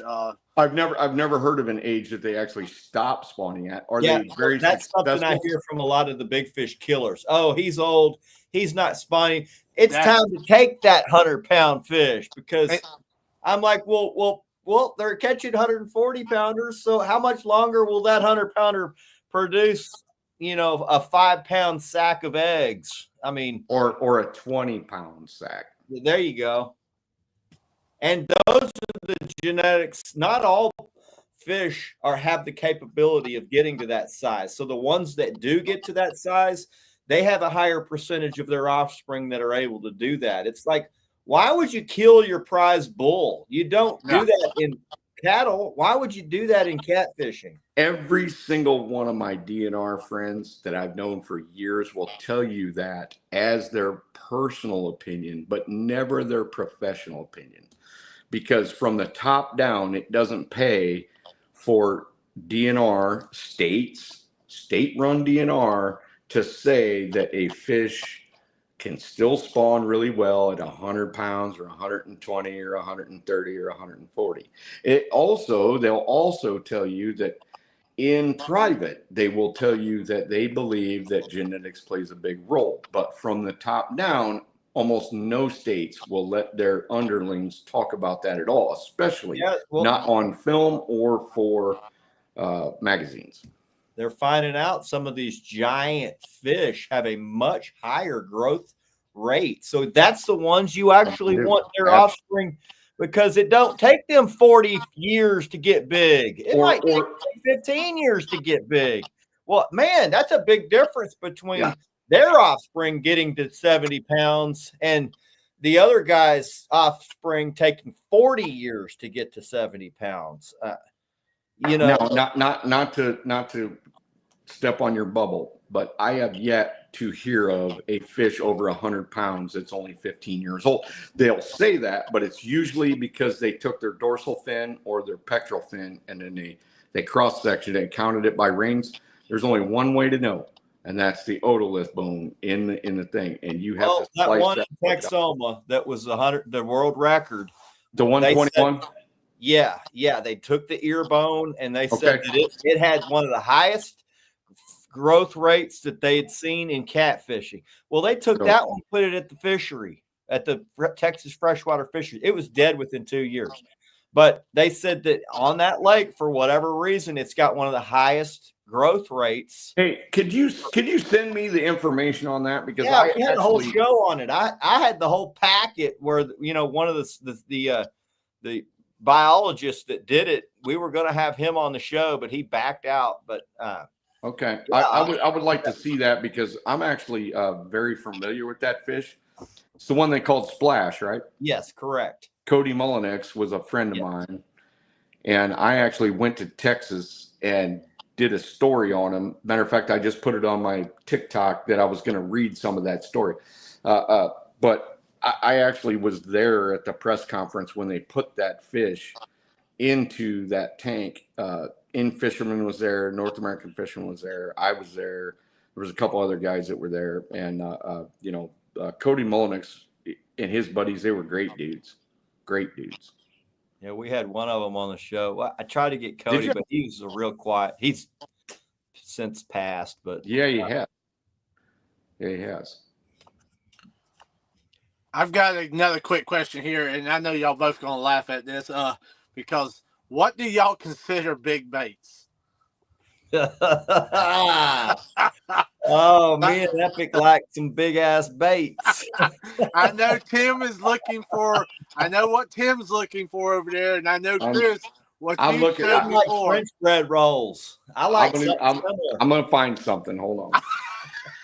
I knew that would get y'all boys going. I saw it earlier, and got a chance to get to it in questions, and I finally we had a second there. But I knew y'all boys would definitely enjoy that one for sure, because I know Tim's. I think he's looking. He might be looking for that deal that he drawed up before. You remember, Chris, the big wood. Jamie, Matt Mosley says thanks again. Hey, anytime, brother. Anytime, man. Appreciate y'all. Anytime. We go through here, guys, while Tim is looking for a piece of plywood back there. Last time I saw Tim do a presentation, he used a French bread roll. Oh, look at there. Here we go. Now, this is a big bait. I don't normally use baits this big, but if I mark something I think is 5 foot or bigger, and I got a big enough hook, like a 14 or a 16-knot hook, I would have no problem using a bait this big. Now, normally, it's going to be like the size of my wife's shoe right here, somewhat.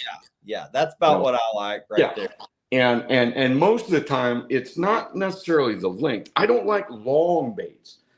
I like them to be just about as fat as you can get them, which keeps their mouth from and they can. Even a 30 can, take a big bait like that, but you know what it is. You don't get all that excited about it, and they'll get the corner of it. I caught a fish on a bait this big. I caught a fish this big. Yeah, absolutely. I was like, yeah, the fish was smaller than my bait. They can. Crazy. So I have this idea that if I went to Louisiana down there, and you know how it is, they have scads of 30s, 40s, and 50s. And I just said to myself, if I end up going down there, I'm going to use a bait the size of goat heads to keep those fish off. And maybe I'll be able to through the gambit, be able to have a 100-pounder bite that. Now, it seems a little bit like an old time story, but there's a lot of truth to it. I'm not saying horse head, I'm saying goat head, somewhere in this range, the size of a small football, not a horse head, but I don't know what I'd do if I was in Wells Cat's territory. Probably use the same shit that they do, but I would tend to use a giant bait for them. Yeah. I tell you what, man, I would love to go do some Wells catfishing. Holy crap. Those things are out of control. They're just off the hook. They're like a flathead / oh my gosh. And yeah. They got the underbite and everything. That would be one hell of an experience for sure. Tim, you may have to come down here and do some gator gar fishing, man. I think you'd like it. We catch 200, 250. I would do that, but I don't know that gator. Man, they fight like insanity. Do it's they? crazy how they fight. All right. And they run for, I mean, it's a 15-minute fight for a big one. It's a good fight. For a 200-pound fish? Right in front of you, they come right at the boat. Yeah. Mouth open, doing pretty brutal acrobatic stuff out of the water. Yeah. Yeah, they're cool fish. They're addictive. I would say probably it's funner to catch than big catfish. I didn't realize how fun it was going to be. I've been getting into it the last 3 years, and I am so far away from alligator gar that I would hate to ruin myself like that. Then I want to go. It's a bucket list fish for a lot of guys. Yeah. Man, it's crazy what those fish look like when you get one. They look like a real alligator. Yeah. Dude, too, man. David, I appreciate you asking that question. Hope that answered when they pulled out the loaf of bread there, brother. Hey, remind them that I cannot see questions at all because I can't even if I scroll up, I can't pretty even good. I get behind a little bit here and there, but we've been trying to get them. Epic, when are you returning to the waters, man? When are you going to be doing some more fishing? I may get a couple of days in May, and that'll be channel cats in the Scary River, which is about an hour and a half away from my house. And then it'll be June, and I may get a few days in June. But I'm pretty much saving all of my time because I truly want to catch another 100. Because we did not catch 100 last year. We missed it by 10 pounds. We caught a 90. Year before, we caught 111. Year before that, we missed 100 by quite a little ways. But the year before that, it was 130. So I'm trying my best to catch another 100. And over 100, you never know what it's going to be. You don't. What big fish you think Jackson can catch when we come? Where you're at? Oh, no, actually, Jackson. I'm coming with you. He's already caught the biggest fish in the state for his age, but I'm saying when we come fish with you. Well, it's going to depend. Sometimes the biggest thing we catch is 30 pounds. Sometimes the biggest thing we catch is 50. Sometimes the biggest thing we catch how is big a fish could he catch? Oh. He's got an 83. I mean, 130 was my last. You think he could catch that? No, we'd have to help him. I don't think he can catch because where we're gonna be when we that current, right? Yeah. Ball game. Yeah. It's a whole different ball game. And he's not real good at controlling fish. I gotta admit. Oh, you have to control. So if you come and fish with us, he's getting better. He's getting better. But the best scenario could be is that if the current was, I'd say like wing dike tip type current, which is going to be 2, 3, 4 mile an hour, and we could duck behind the wing dike a little bit. That would be the best case scenario. If we're on that current seam and we lock into 100, and if it goes out, it's going to be rough for anybody, even a big adult. But if they duck behind where at the bottom it's a lot slower, and that's kind of what happened with my son when he caught that 111. That when fish they get was out actually in the water. What do you do? Do you try to get out there and go chase them down as quick as you can? No, we don't. We hang on for dear life. Hopefully they don't run down. We battle them, and we love it when we win. And we high five and hug each other. That's what we do. We drink out of the golden chalice of victory. Tim, are you finding it? And this is a question I was wanting to ask you. Are you finding it easier or harder every year to catch big fish in your area or other areas that you travel to? And why is it in some areas getting harder for you to? Okay, so my first, I'd say 15 years was way harder than my last 15 years. Even though in the first 15 years, I fished 10 times as much as I do now. It's not because of the fish. Now better, right? Not because of the fish. It's because I know what I'm doing now, and I keep to a certain prescription. One of the things, like we were talking about, I do not chase them shallow. If you knew what you do now, would you do better back then, or would you do better now? If you better back then, I would have done better because no one was really doing what I even do now. Much back better then. When I was a young man than they are. Oh God, and talk about on fire. I mean, I have to. I mean, I'm old. I have to push myself to do all that stuff. Back then, I was running around the gunnel on my boat, firing rods and putting them between my legs, and doing all that shit. You know. Oh my God. I had a 3-day fishing trip this past weekend, and it was hard. Dude, I used to do that for 28 days in a row. Yeah, had 2 days off. When you're fit, when you be an old fart. I know, it's different. terrible. It's like, damn, I didn't take care of myself the first day. I didn't take care of my hands. So by day 3, my hands were so smoked.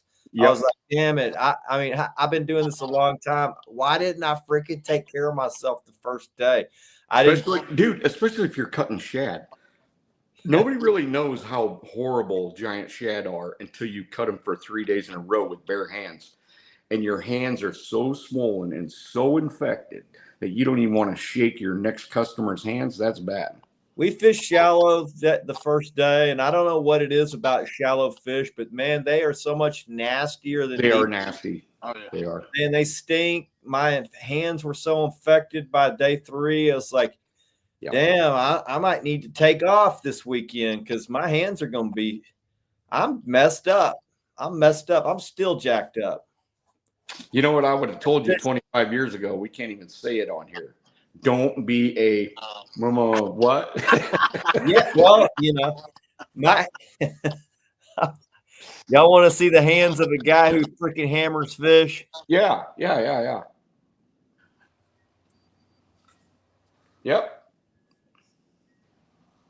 There it is. Good. It's freaking. Yep. 3 days of fishing. I know that. I couldn't imagine doing it all the time like that. Very well. I know that one on the palm very well. That one's a good one. But it also feels good because every time you look down, you're like, damn, we smoked them. And, handling blues, if you're going to handle them for 3 days in a row, there ain't nothing wrong with gloves, brother. Hey, I use gloves. I even use gloves, Tim. I'm not afraid to say, I don't use gloves. Hell, if I didn't use gloves, my hands would be freaking mutilated because hook mark. I mean, it's just constant. It's all, and I got to handle the bait, and I got to handle everybody's fish. And, we're catching a lot of 20s and 30s, which are brutalizing on your hands. They're like freaking, they just want to rip your freaking hands off when they're that way. But we caught a 50 and a 60 that were really angry. And when those ones are mad, they really do damage. Usually they just kind of lay there and let you, Chris, Mississippi River fish are all angry. Every last one. These fish flopped around the boat for 2 or 3 minutes, like Matt. Yeah. Oh yeah. Mississippi River fish, if they look like they're ready to leap off the floor of the boat and bite your face off. They're horrible.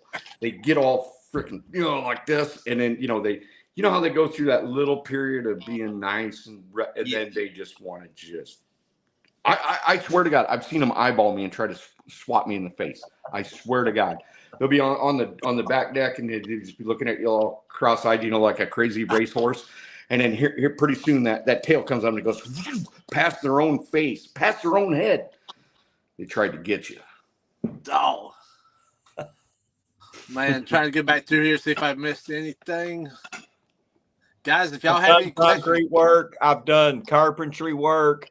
I've done all that. There is nothing that has destroyed my hands more than catching trophy catfish and getting bait, having your hands wet the entire, like when you're really fish, your hands are wet, that you're getting destroyed. You got pierce wounds, Chris, it is more. It is handling fish with all that nasty shit on them. Yep, everything's infected. It's more about the frequency and the wetness and constantly cutting giant shad are freaking sharp. I'm telling you, when you're cutting into shad, they're freaking sharp. I thought I was going to try to get one of them old school paper cutters at one time and just, so you know what I settled on?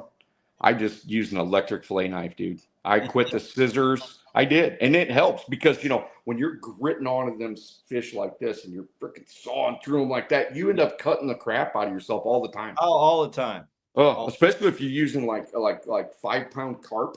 And you know what, 5-pound carp, they got that dorsal fin and all that shit. I said, forget it. I'm just using an electric fillet knife. So it just gets, and it's still a little bit rough because,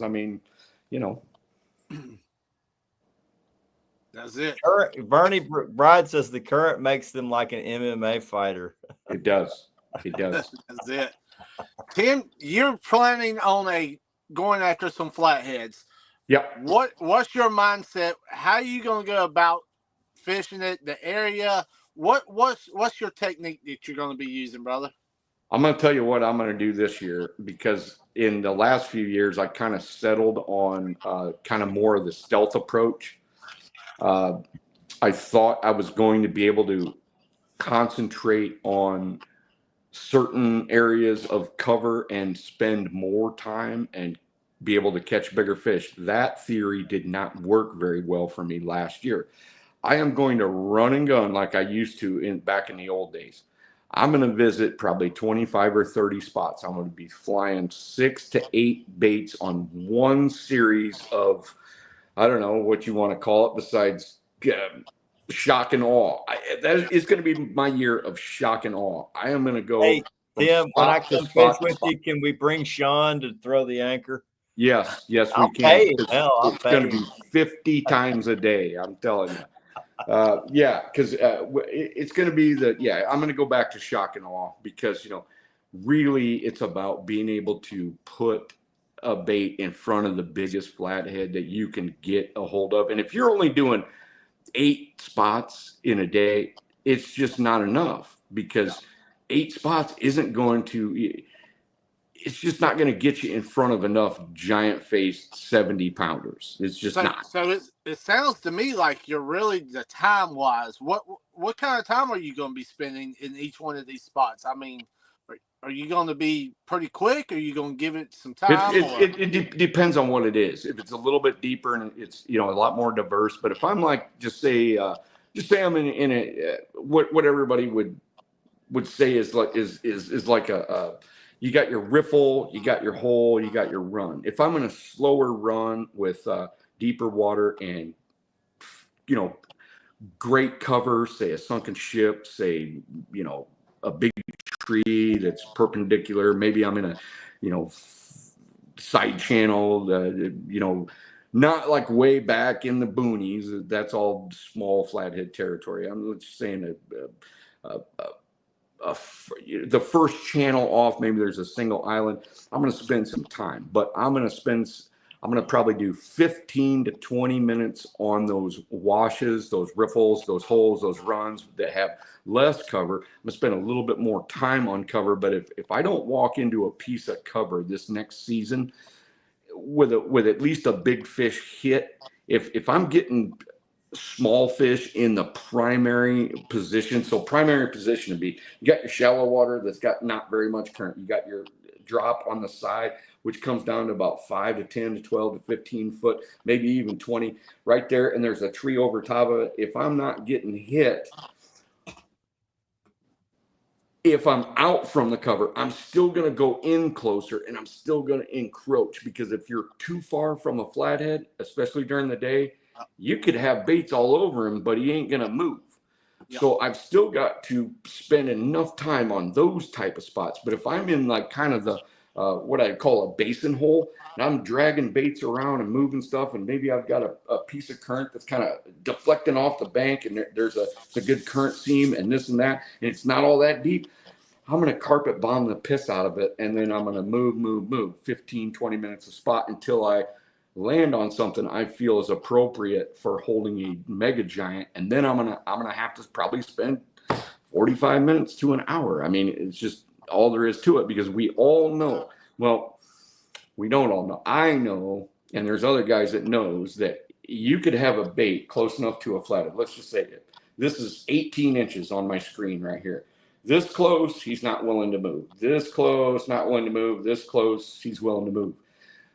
Now, you can get lucky that they're active, and you all know those days when you get a bait close or fairly quasi-close, and you done caught 10 flatheads in a day. You know that they were pretty active. You didn't just get that lucky to throw onto 10 flatheads, except for in a basin hole situation where you might be dragging some baits, using the current to kind of fan it out and then drag it in a little bit closer. And throwing some close to the boat, throwing a little bit farther, throwing some out in this current, out in that current, and maybe you can focus on a tree, but you can also focus on that main current ledge that comes across like that, and maybe even a down rod. But I mean, it's going to be. I'm just going to have to get back to shock and awe and fish exactly like I'm talking, fast, decisive, move.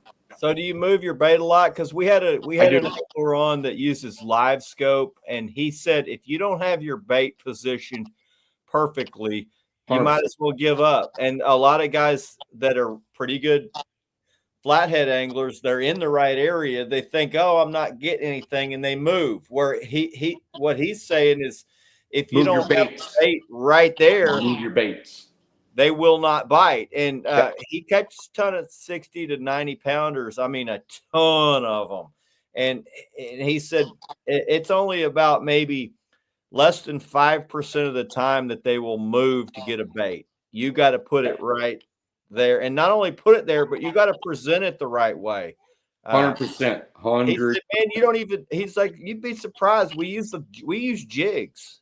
We use jigs. We use live bait. He's like, it's presentation is the key. It's really not the having the exact bait. It's the way you presenting the bait in front of them. They have a diverse menu that they will eat. It's what they want. It's how they want it is what usually gets them. He's like, that's why you got guys that catch them with bass jigs. I mean, have you seen anything in the lake that looks like a freaking bass jig? I mean, not really, but there's something about it. Yes. Stick it in front of their face, and they're like, Yep. And proximity to their face is key. He said also, you can tell immediately, almost instantly, whether they're going to bite, whether they're going to feed or not. And that's the beauty of the live scope. He said how they react instantly to that bait determines whether he's going to stay there and try to make them bite or go ahead and give up and move. All right. So watch this. And I've seen them do it in tanks many times. They're just sitting there, blah, blah, blah. As soon as a bait gets introduced, if they're still like this, they ain't going to eat it. But if they bow up like this, you can see it in their dorsal fin. You can see it in their pectoral spines. They might have their pectoral spines just sort of relaxed. So you put that bait in, they notice it. They just start to perk up like this. Their back bows a little bit, just like a shark, almost like a northern, probably not as exaggerated. I can't see it on my 2D. Yeah. I can't see them bow up on my 2D, but I know they're doing it right before it gets smoked. Because most of the time, especially during the day, if you don't get bit in the first 10 minutes, you ain't gonna get bit until you move that bait. Now, at night is a little different story. You can go 25, 30, 35, 40 minutes. Now, that's where I fish. Some people will fish the Tennessee and they'll have stuff out for 30 minutes in 30 foot of water. And here comes a 65-pound flathead. I cannot explain that because it doesn't happen to me. It happens on the Tennessee. We know that. We all watch. When they go from one spot to wherever they're going to go feed real quickly, and then they move back. Yep. But my fish don't move a lot. I'm going to tell you that right now. They shuffle, but they don't move. Giant fish, and those fish are pretty lazy feeders for the most part, right? They're not just lazy. They prefer to dominate an area and protect it. I call flatheads masters of real estate. It's the high value real estate. Same for giant blue cats. They like to pick the highest valued real estate, and they'll.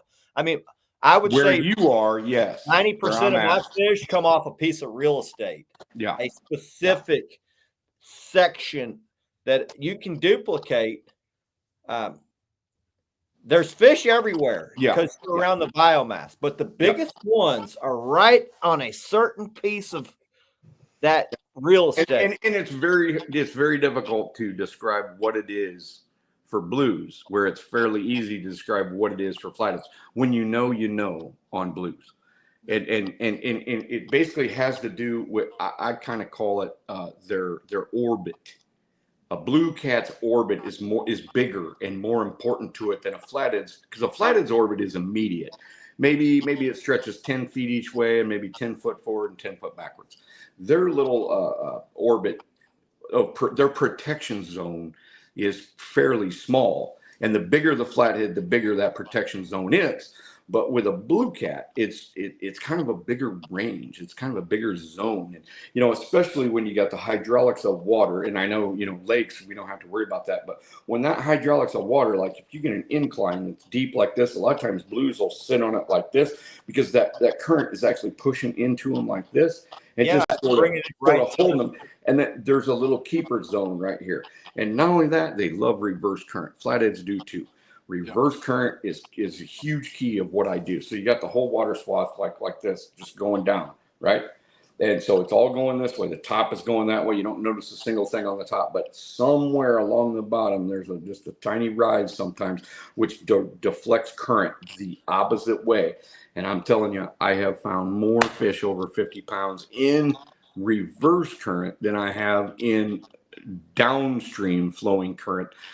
And it has to be a situation where they're basically sitting there because bait fish are disoriented. I mean, I can't think of any other reason for them to be sitting in these tiny pockets of reverse current that goes the exact opposite. And I'm not talking about eddies that go like this. I'm talking about stuff that goes like this along the bottom and then comes back. Yeah. And they love that shit.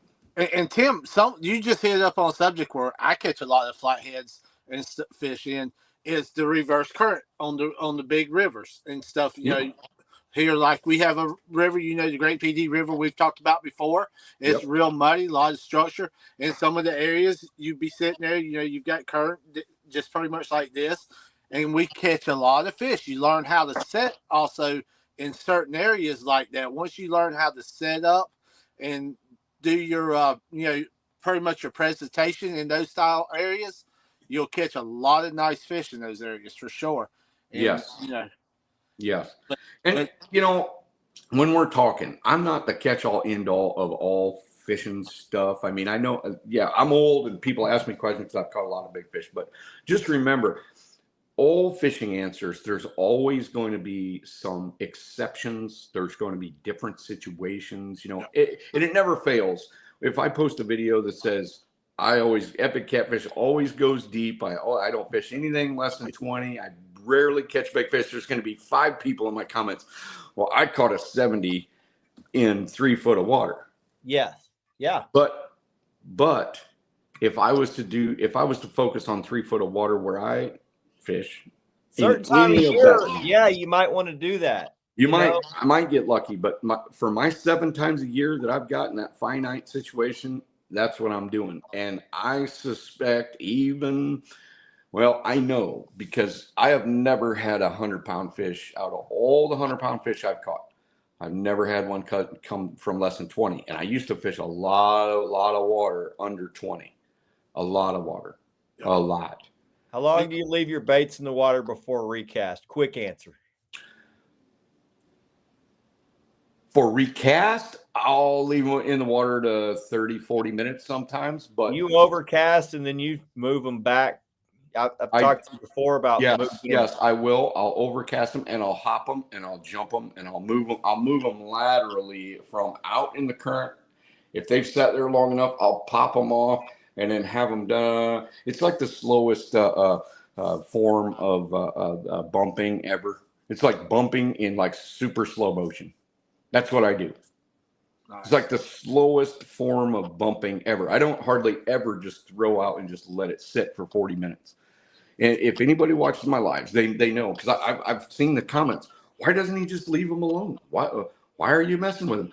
Because I want to shake that shit up. I want those if it's set for 10 minutes, that's too long. I don't usually move a bait before 10 minutes.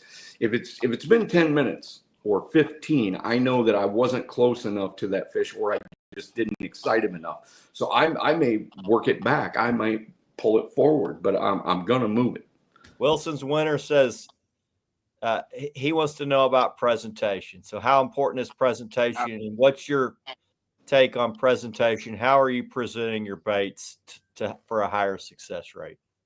I might not be the greatest person to ask that, because I think presentation is probably more important in a lot of other people's we talked about it before, yep. And you said I don't see too many chunks of bait floating around in a fishery, Chris.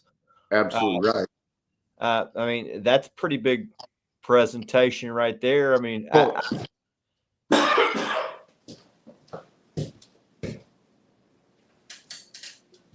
I think chunking baits is fine for smaller fish or when you're on a feed roam deal, but when you're targeting specific giant fish, whole baits will produce way more giant fish over a long period of time.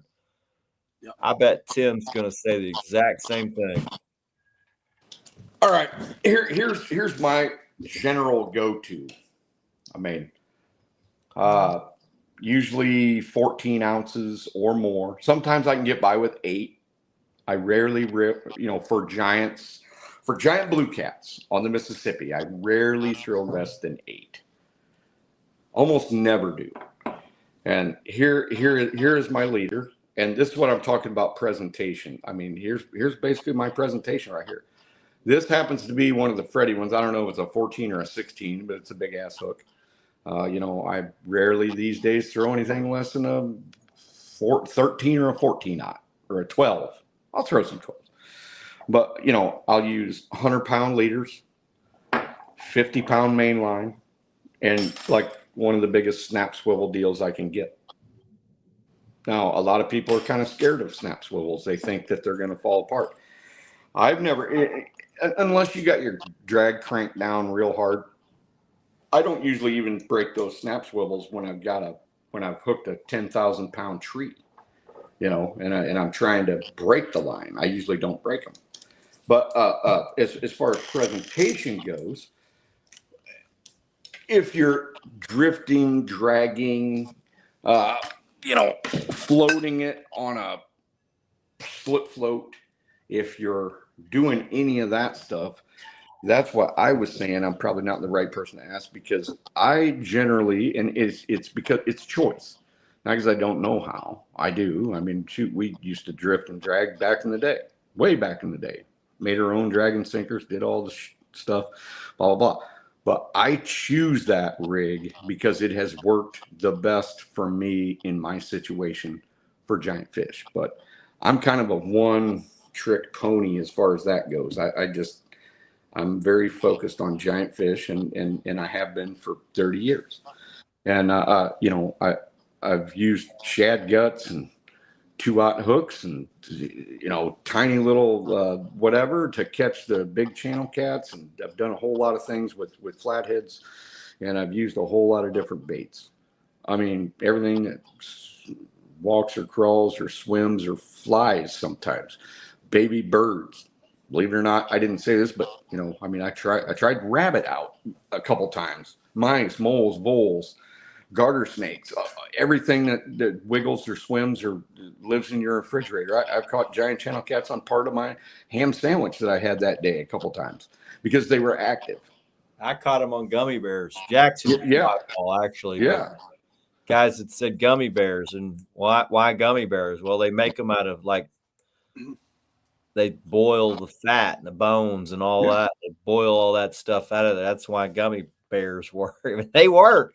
We caught 30 fish on them, and one of them was actually 20-pounder. So, but day in, day out, if I have a choice, I'm going to pick fish. I'm going to pick fish that are local to the water, or sometimes not even local to the water, just so long as they have a good oily, a good smell, or whatever. I mean, I wouldn't have a problem using giant squid. Actually, not giant squid, but like 1-pound squid you get from the grocery store.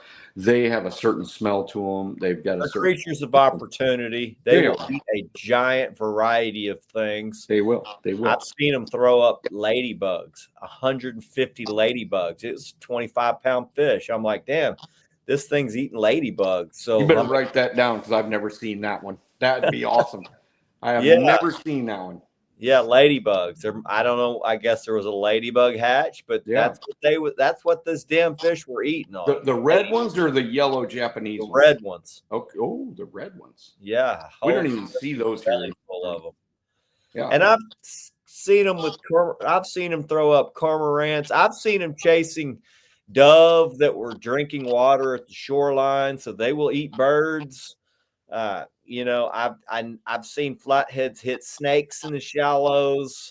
They will eat pretty much anything that's in nature that's making a ruckus if they're active enough. And that's if they're active. I think certain time of year, like around the shad spawn, every fish in the lake becomes super active and really keyed in on what's going on there, and it's like.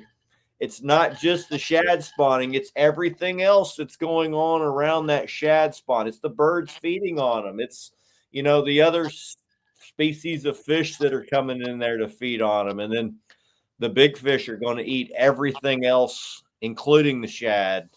And that's when I've seen some of the coolest stuff fishing shallow is around that shad spawn. I've seen that's got to be cool. That's got to be great. Cool. I've seen 40-pound blue cats beach themselves on shore like an orca whale trying to get you know, the white egret, the white egrets what? That are you, see, we don't see that on the river.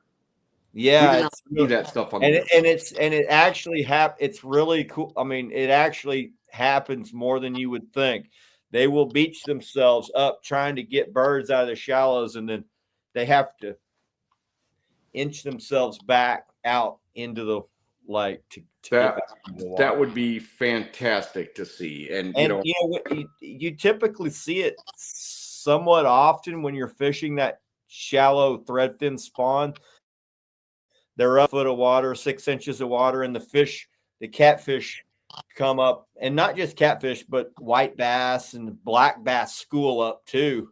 And they all work together to herd those things up, and you'll see the shad leave the water to try to get away from the fish. I've seen a lot of that. I've seen a lot of white bass and black bass, and a whole lot of gar feeding on them, and shad flying out of the water and all this stuff. But I have never seen an American catfish on the Mississippi, even in 100 rivers. 100 rivers, I have never seen one leap onto shore after a bird. Oh, yeah. So when we have the shad, I would love to see 100 birds on shore.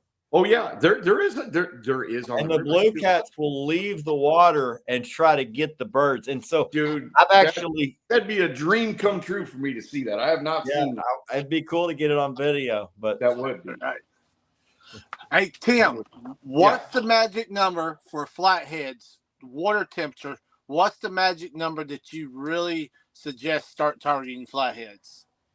All right, so I did a 3-year temperature feed study on flatheads where I kept them in tanks, blah, blah, blah. I never got one to eat under 39 degrees. Not to say that they never would, but 39 degrees seems like the magic number to where they either eat or they don't. But I really do. What's the magic number? No, not the magic number at all. I prefer 55, 60, but amount of daylight is actually more important, at least in my section of the country, because it could be lower than that. Before, probably one of the most overlooked things. Yes, most overlooked things. The amount of daylight. Take into consideration. Yep. And water temperature exacerbates it. Water temperature either makes it better or worse. But it's that daylight, and it's right there where I'm at.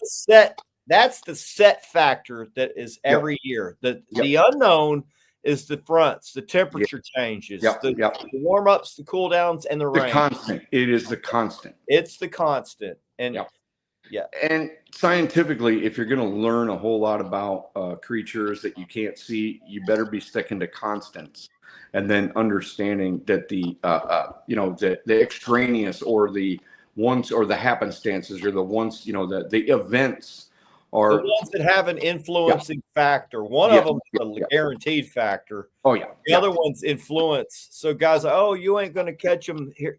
Well, there's about 4 other variables that are in my favor that you're not taking into consideration. Absolutely.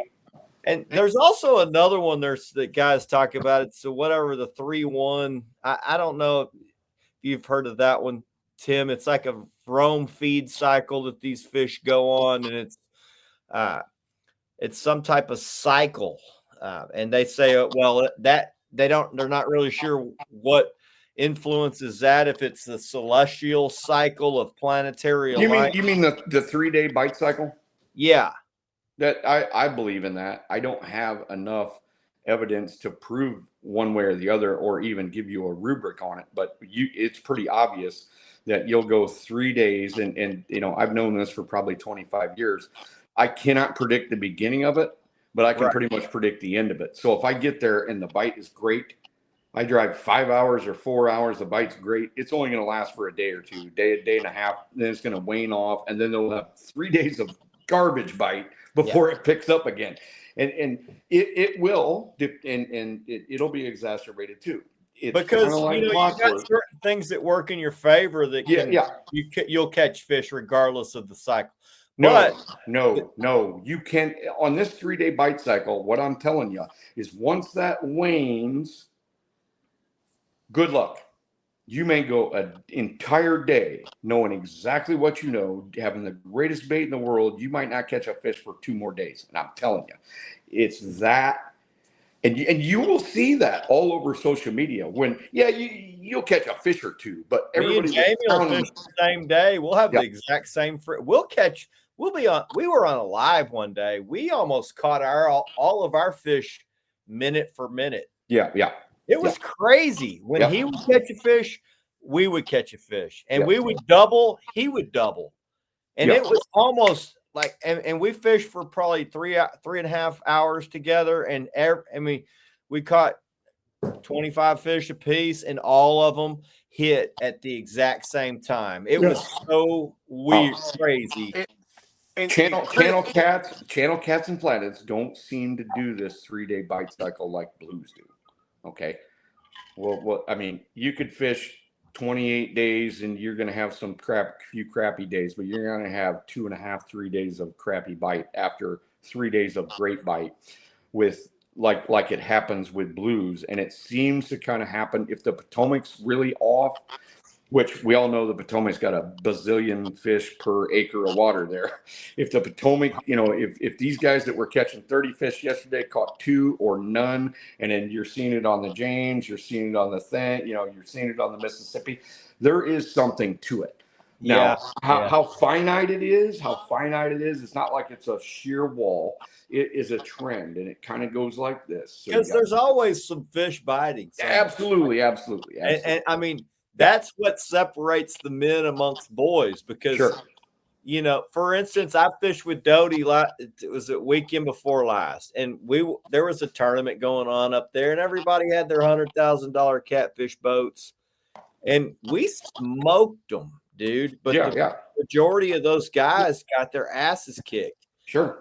And were we just lucky? I mean, I guess we were just lucky, because no, not necessarily. All those guys were great anglers too, but they ended up not doing well. I mean, I think the high fish in the tournament was like 34 pounds. Well, hell, we got a 60, a 50, a 40, a 30. We got a bunch of good fish.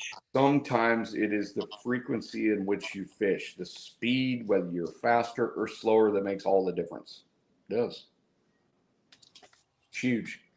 You'd have 50 boats presenting something a half a mile an hour faster. I tell a lot of guys just a little bit, and it's the little things that make the difference. It's also instinct. It's kind of your heart, and you go, you know what? This isn't working. I want to try this. You don't really know why. Something different than most. Yeah. Hey, I got to go to the men's room. Y'all talk amongst yourself. I'll be back in a minute. Oh man, and Chris, going back to that show, me and you both that night, we had a pretty much like a storm systems that was in the area. Yeah, same wind changes that night. Yep. It was normally you're about 2 or 3 days behind me, but yeah, that day we had the same weather, same wind. I don't know if it's from what Tim's saying, it's not even weather related. It's something else that people don't really understand. It's a 3-day cycle that from what some of my friends who've tried to study it say, it's a celestial cycle. It's a planetary alignment. It's like something going on with the solar system that you can't really see. And do you feel like that's why maybe some stuff is going on? That's why this year has seemed like it's been so much different than the year. I look at it like this. When guys say, oh, it's high barometric pressure, they ain't going to bite. Well, what if you're on this 3-day bite cycle that tells these fish to turn on that day? Well, doesn't matter what the situation is. They're going to want to eat that day. So I just go. Hell, I don't know what all the variables are that make them bite. I know one thing is I don't know.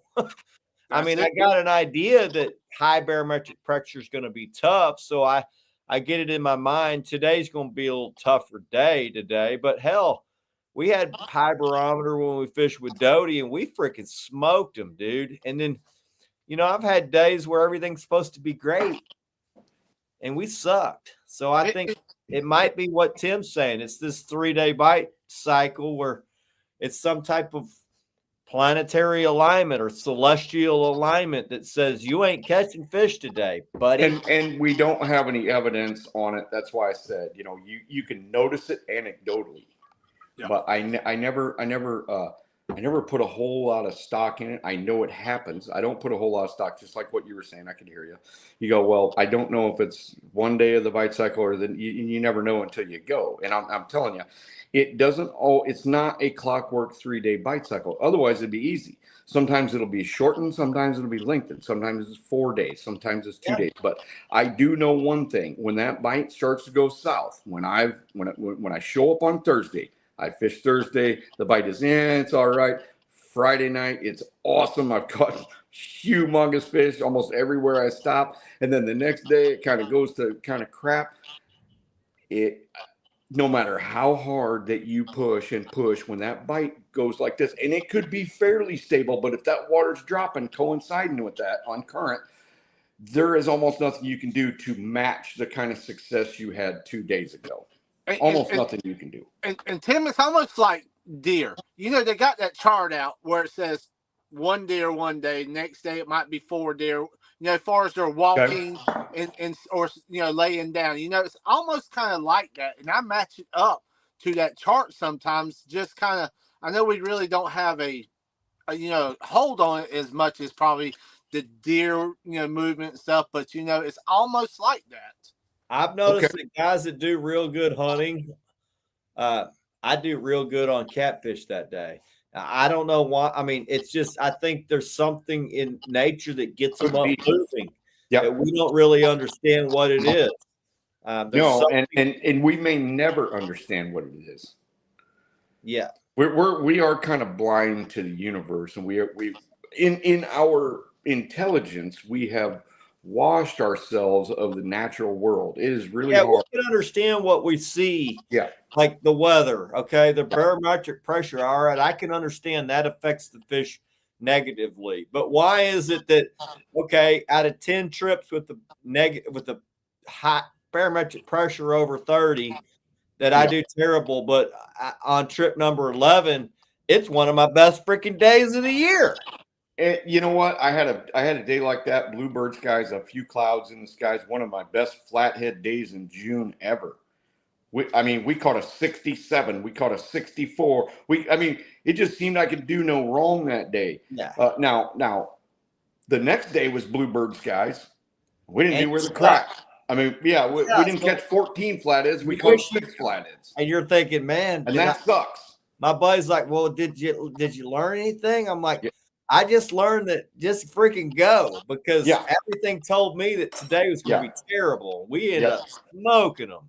Yeah. And learning in anything, especially nature stuff, especially with fish, it is a long haul period, and you have to pay close attention to things. And we talked about a 5 year cycle. So things happen on a there's a 1 year cycle. Things generally happen but there's also a 5 year cycle. It could be a 10 year. There's a 100-year cycle. So in that 100 years, they only see one scenario one time, but it's going to happen every 100 years. And then out of every 5 years, you're going to see a certain cycle happen. Right. The only thing a person can do is play the odds. And I tell people that all the time. I play the odds. I play the odds in my favor almost every time. Matter of fact, if I look at the internet and my river went from just say it was at 22 and it shot up in the last 3 days 4 feet, or in the last day 4 feet, I'm going to put that trip off because I know what it is. Sucks. Yeah. It's just not going to be any good. A lot of people say, fish for catfish on the rise. I like stable. If 3 days before, I like consistent weather pattern. Yep. One thing I do like, though, pre-spawn in a lake, is I do like water coming into the lake, because pre-spawn with no water coming in the lake, they spread out all over every shoreline. Yeah. And they become very difficult to target. You can still do well if you're in the right place at the right time, but to specifically target the fish that I want to target, you do need an influx of water coming into the lake to concentrate them into certain areas. So that this time of year, I think it's very important for us to, if you're really going to hammer on certain lakes, other lakes, you've got timber on the north end. Well, pre-spawn, these fish are going to probably be up in that shallower timber getting ready to do their thing, because that's where the crappie are. That's where the sand bass are moving into before they run up into the creeks. But that's the way I look at it. I'm trying to maximize my potential every trip. And let's think about this right now. I do not fish lakes much. Used to. But our lakes, they didn't have any blues. They had scarce flatheads, blah, blah, blah. So with lakes, you absolutely have to understand the movement of the bait fish. Okay. I don't. There could be a billion bait fish up in 15 foot of water, and there is not a giant catfish within 300 yards of it, because there is no current. All right. Now, your fish don't have the option of being in there naturally prefer, because that's where they all came. They all are creatures of rivers from the beginning. So that's their natural go-to. Okay. So in a backwater, there might be 3 kabillion shad, and I might find a few small flatheads and a few small channel cats, but I'm not going to find a 100-pounder up there. All right. The 100-pounder is going to be maybe just downriver of it, because at some point maybe some shad will come out of it, but they don't really, their natural habitat where I fish intersects, and this took me a long time to realize this, because I spent years targeting warm water discharges, gravel pits that were associated with it, big schools of bait fish. I mean, the river has plentiful bait fish, but as far as giant catfish, as soon as you get out of the current, that's carp and gar water in a river, especially a river like the Mississippi. Do people catch them on bank poles because they kind of venture up there? Sure they do. But, to go very few times a year to be able to contact giant fish with any sort of regular success, I cannot move out of that current very far at all, because they just don't spend that much time. They might spend 10% of the time, because it's going to take me 90% more time to contact a big fish than what I can do if I'm fishing current and depth and cover. Good deal. Now, so we don't have a lot of Asian carp here. They're starting to show up in our fisheries, but it changes the game, buddy. It changes the game. Yeah, I've heard that a lot. I do know, like, we have common carp in Buffalo, and in the spring they get up real shallow, and the alligator gar. If you're on a fishery with alligator gar that feed on those, the alligator gar are really a low success rate feeder. They injure a lot of fish, and they're low energy feeder too. that giant catfish actually like to be around all that because there's a lot of easy meals. I've heard that for them. Now you won't catch anything really under about 40 pounds. You might occasionally, but typically you're catching fish that aren't afraid to be around a 200-pound fish, because if you're smaller than that, you become food. And I think catfish are a lot smarter than people give them credit for. They know if they're not the apex predator, a lot of times they get the hell out of there. And I've found that getting around where that injured carp is from those alligator gar can actually be a great place to catch the biggest fish of the year. And some of our biggest fish have come around those alligator gar feeding on carp. They feed on my gar areas this big. My gar areas, if you're fishing carp in gar water, if you're fishing gar where gar tolerate the speed of the current, where I'm at, might as well go home. It's your marauding channel cat. It's your drum. It's too slow for their preferred current speed where I fish. And I'm talking all the way from the Quad Cities or all the way from Minnesota all the way down to past St. Louis. I mean, if I'm anywhere close to gar water, usually if people are like, hey, I'm getting bothered by gar, I'm like, you're in too slow of water. Yeah, see, so we drag when we're in that area. Yeah. And dragging, you don't get gar pickups. And I think it's a pre-spawn deal, Tim, where these giant catfish move in there and eat, because when you're around those gar, they're the carp are just freaking going nuts. They're freaking leaving the water and they're getting injured, because you can see injured ones going real slow all over the place. Like, look at the bite mark on that. If you and I were to change places for like 3 years, we'd both learn a lot. We would, because it's that different. It is. Like, if I changed places with you, I'd be like, I never dreamed that they were doing this. You'd be like, I can't believe that I'm not catching giant fish underneath gar.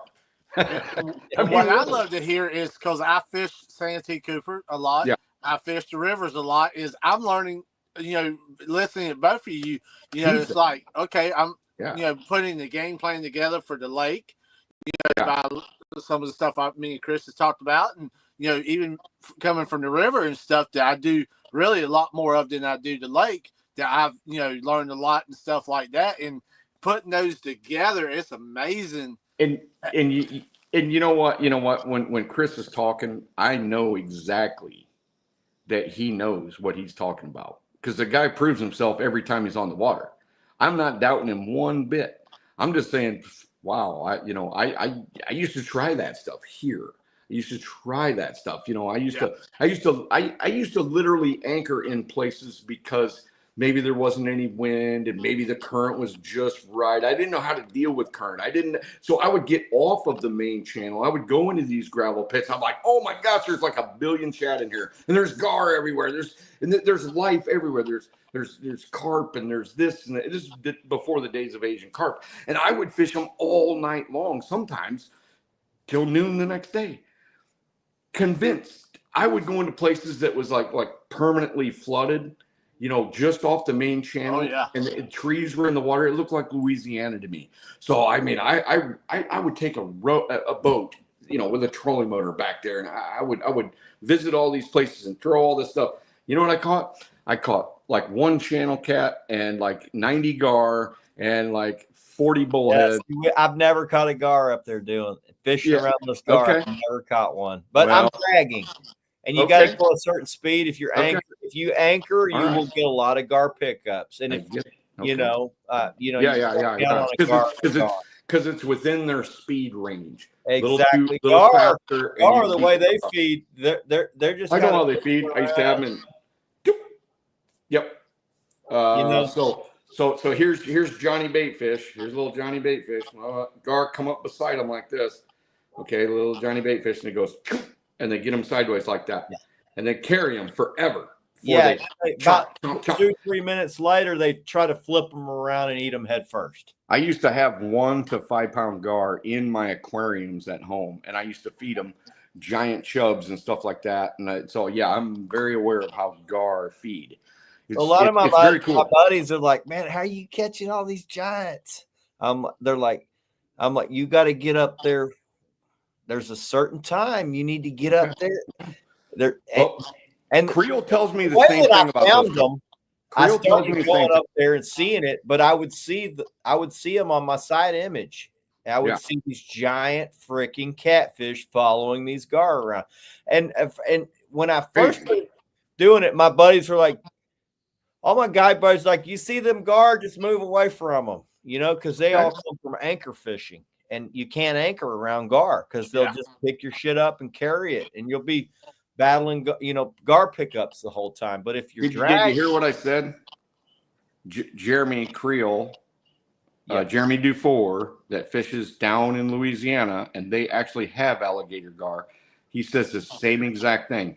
So if you can get under a bunch of gar, there'll be big catfish under there. We do not have alligator gar. We have long nose, short nose, and Florida gar here. Yeah, but there is no correlation whatsoever. I would say, but even then, that those feed on a little smaller carp, and the size carp that they're feeding, and gizzard shad, and the size that they're feeding on, I would say way bigger fish like. But these alligator gar, it's 40 pounds and up is the only ones we catch around them. And my buddies are like, man, I'm tournament fishing today, and we got all our unders. What can we help us get our kicker fish? And I'm like, head up around those alligator gar. And a lot of my buddies are like, man, we caught the biggest fish we ever caught doing that. So, and I know every fishery is different.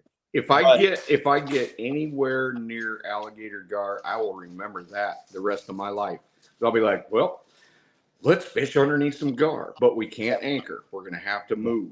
Yeah, you got to keep it moving. Definitely. And Tim, you've got pretty much the same gars we've got here, right here. Yeah. The 5, the 6, the 10 pounders, here there a little bit more. And as soon as that slack tide and stuff like that, man, that's when you really start getting into those smaller gar, tearing your baits up and, stuff like that. Yes, the slower the water, the more they that slow water that they like is a low oxygen water, which catfish don't like. Carp like it, but certain time of the year when you got an influx of water coming into these fisheries that I fish, the gar are up in there, the carp are up in there, and the catfish are pre-spawn, starting to move to their spawning territory. It's like the perfect storm of, all right, it's oxygenated. The carp and the carp are up there feeding at a low success rate there's just a million carp. I call these adolescent carp because carp these are adolescent carp, 3-4-year-old carp, and they feed on those at a very low success rate. And the reason I know is because they're injured. Everywhere you look, there's carp with freaking massive wounds on them. Gar marks on them. Yep. And I know catfish are keyed in on activity and also injured fish. Injured fish. You know what just entered my mind, and I've known this for a long time, but these are great days, brothers. There was a time when you can only imagine actually talking to somebody from Texas and somebody from one of the Carolina things and learning all these cool things about fish. I would agree. I've learned more crap on this slime show in the last 2 years, Tim, than I did in the last 20. And that's just crazy. Tim, you know about the tide cycles and stuff. I mean, I can go to the river and pretty much tell you the fish are going to bite on this tide cycle from here to here. Yeah. And after this point, it's pretty well over with until that tide cycle changes. And when that tide cycle changes, it's like, okay, give me an hour to 2 hours. Bam, it's going to start right back up, or give me an hour. And here we go. It's going to pick back up. And, you know, that's a lot of stuff that a lot of people, I think, sometimes overlooks when they're learning their areas. They don't look into details like that, you know. And what would you suggest or tell anybody, you know, about things like that? How important it is for catching catfish? You know what I used to just tell people? Listen to the fish. The fish are going to tell us what we need to do. If you know, just like me, I am kind of stuck in my giant fish phase of life. So I am unwilling to spend the little bit of time I've got to go, you know, be successful at catching fish in all kinds of situations. I used to do it all the time. I loved it. I loved being successful no matter what, whether they were in 2 foot of water, whether I was, you know, fishing in riffles, or whether I was doing below dams or down with this, or drifting or dragging or fishing lakes or doing whatever at power plants. Used to love it. But as I've gotten older and I feel like I'm running out of time, I just feel the need to catch more giant fish, and I don't really care about the rest. But absolutely 100% what you guys are talking about. Listen to the fish, and that's what I used to say. They'll tell us whether what they want to eat. They'll tell us where they're at. They'll tell us that we're fishing wrong because we're unwilling. Don't you, at this point, don't you have a preconceived notion of what you think the fish are going to do? And then, but I can be proved wrong water, at any point. Aren't you looking to decide? All right, are the fish going to be doing what I think they're going to be doing?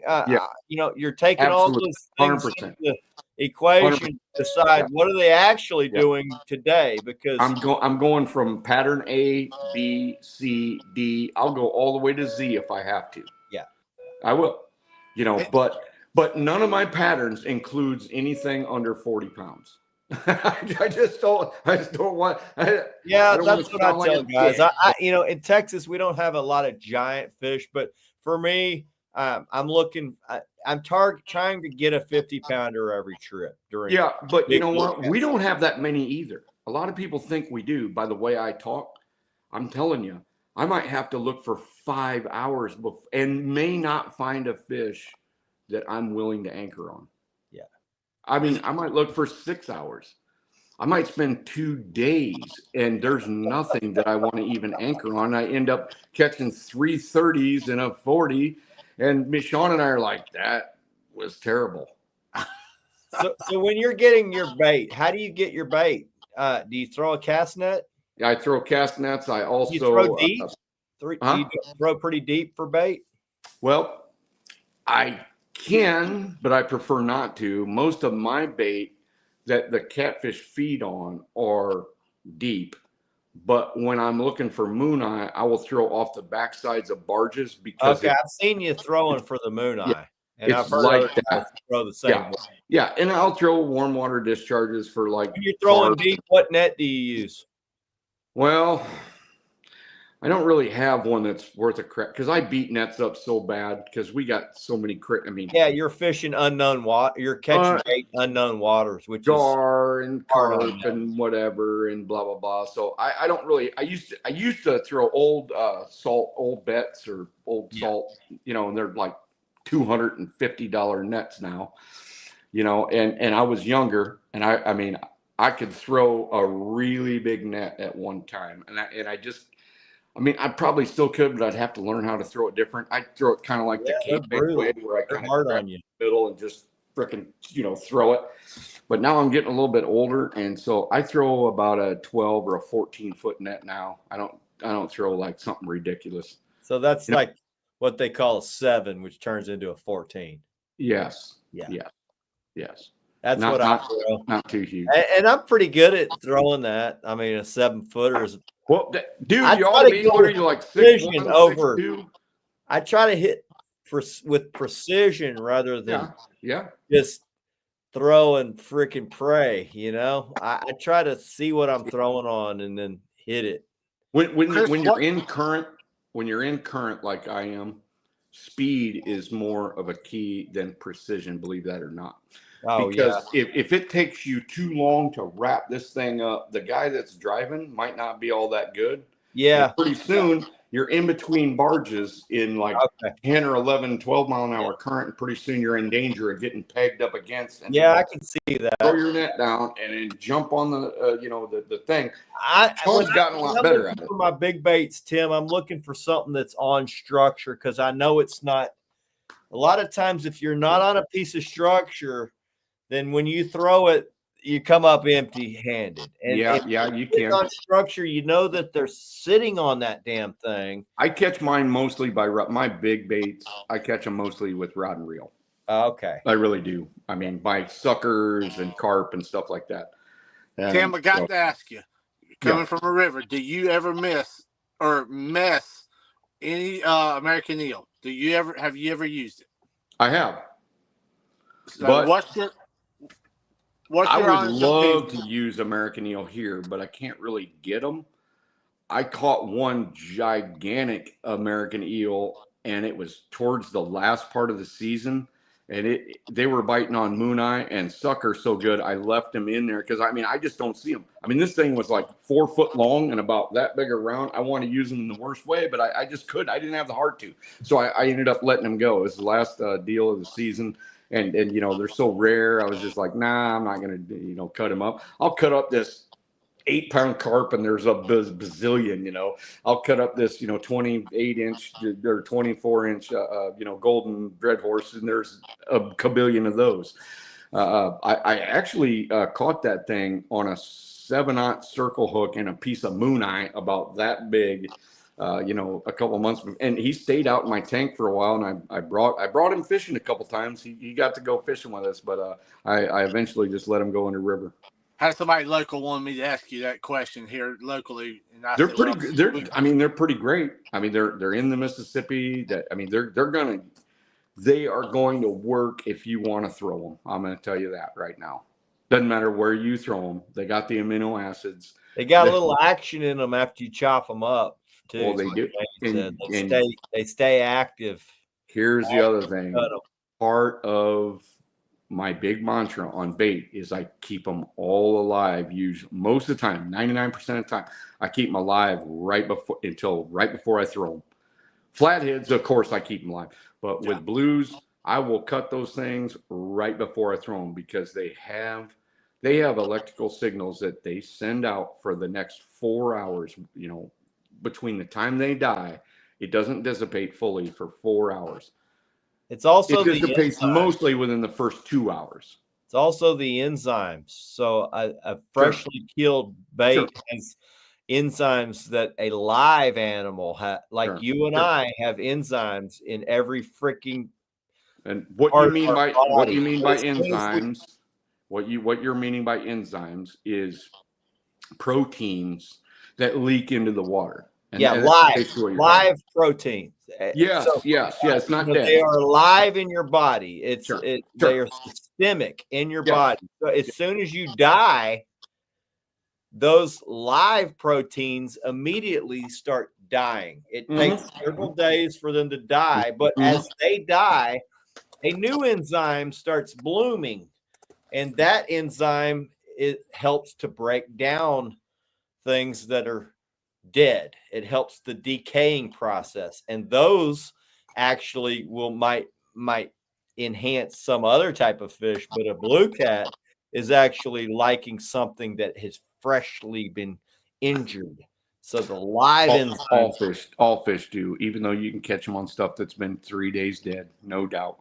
There's different things that attract them, but most of the time, and this is my belief, I believe that there's not that much dead fish in the river just floating around on the bottom. I mean, there just isn't. So I would say probably 85, 90% of all catfish are eating live fish. Just some are not as good at it as others. I think flatheads are the best. Blues are probably second best at eating live fish. I've caught plenty on bluegills and live shad and whatever. But when it's dead, they can really detect it when that blood's in the water. When, like what you're saying, you know, the amino acids, the proteins, you know, the building blocks of life. When it's in the water, and they can really detect it. And I'm a big believer in electrical signals. The ampullae of Lorenzini. You can even see the pits.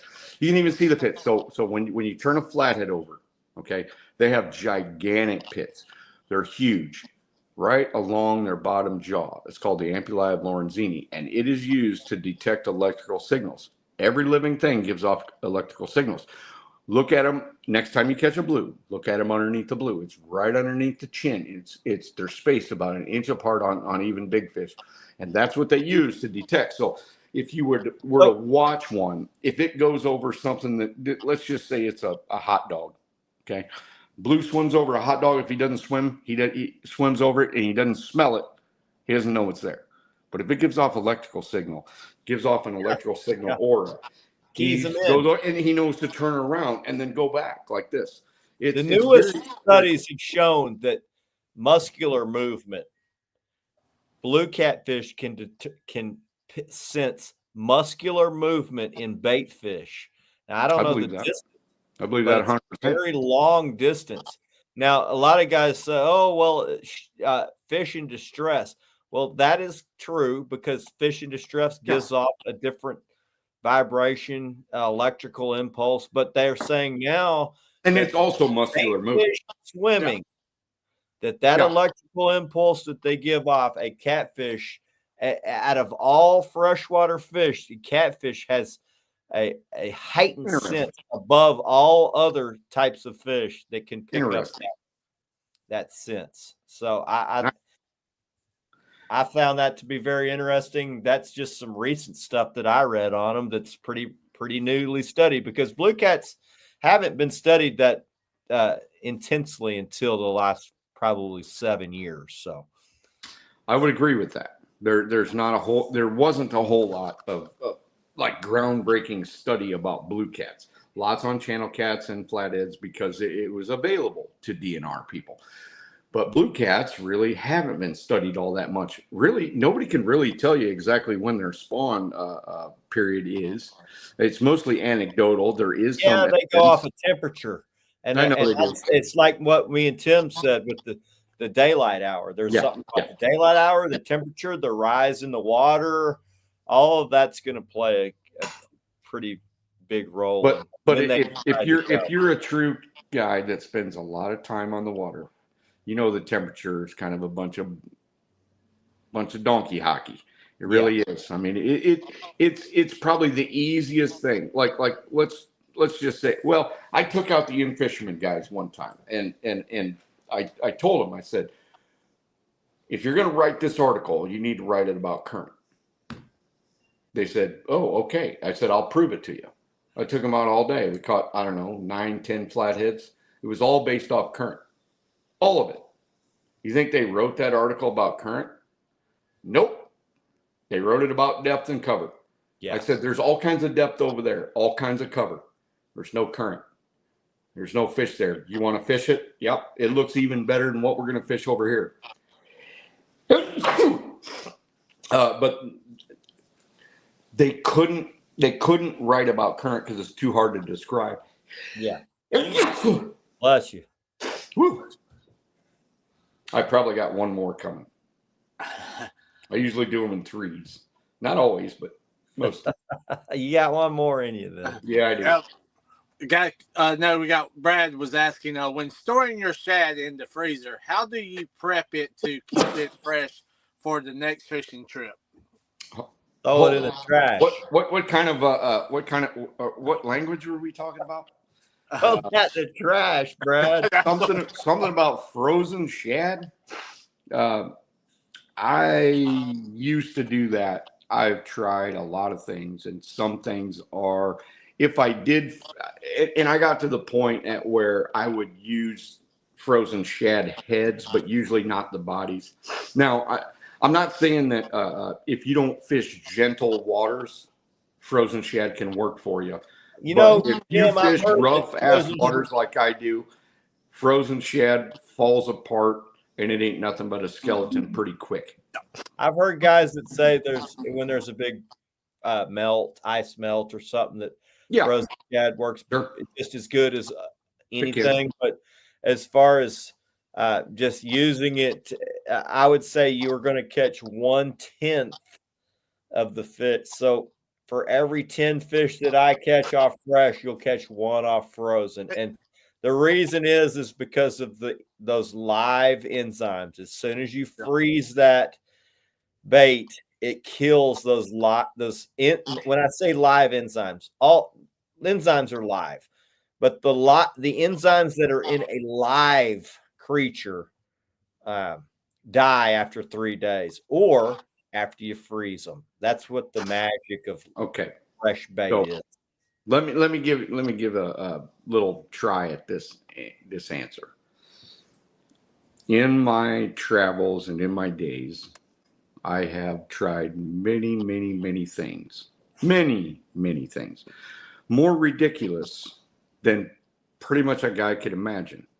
You know, I mean, burying stuff in the backyard, doing all this crazy stuff, using soured baits, using pure blood baits, using congealed hog blood.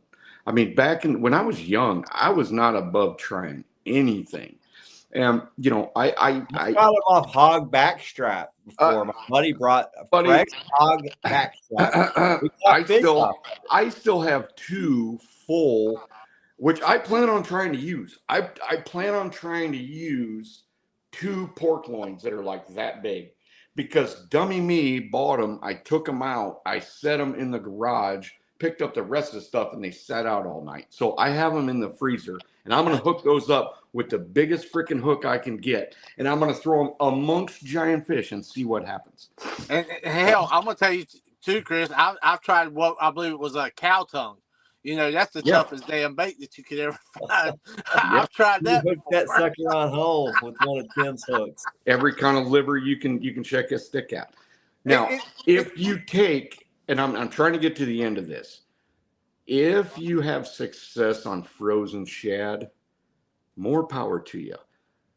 If you're fishing gentle waters that you're not throwing an 8-ounce sinker 50 freaking yards and it's hitting the water. Can you imagine what a frozen shad does after you thaw it out and you hook that thing on and it plummets the water at like Mach 10 because it fell from it went 45, 50 yards and hits the water with 8-ounce sinkers. It's basically kind of a skeleton. I could get the heads to stay on. But if I was throwing like a slip bobber and maybe like a 5-aught and maybe a 1/2-ounce sinker, and I was throwing it along a rock riprap that, you know, there was nice current going along, oh my God, I'm going to tear them up, especially, you know, big channel cats and pre-spawn or whatever. But I don't have a lot of faith in frozen shad for flatheads at all.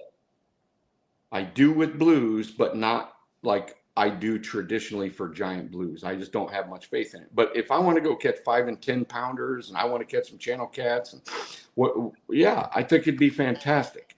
Especially if, and this is how I would do it. And I've tried freezing shad many ways. You can salt them. You definitely want to dry them off. If you have one of those vacuum sealer. Yeah, like a food saver thing. That's probably the best thing to do. You know, make sure that they're flat and spaced out. I mean, I have used frozen moon eye and caught 30 and 40 pound blues on frozen moon eye. Now, not usually frozen shad. On little whatever, Tim. Yeah. That's not what I think what they're wanting to know is like, you know, how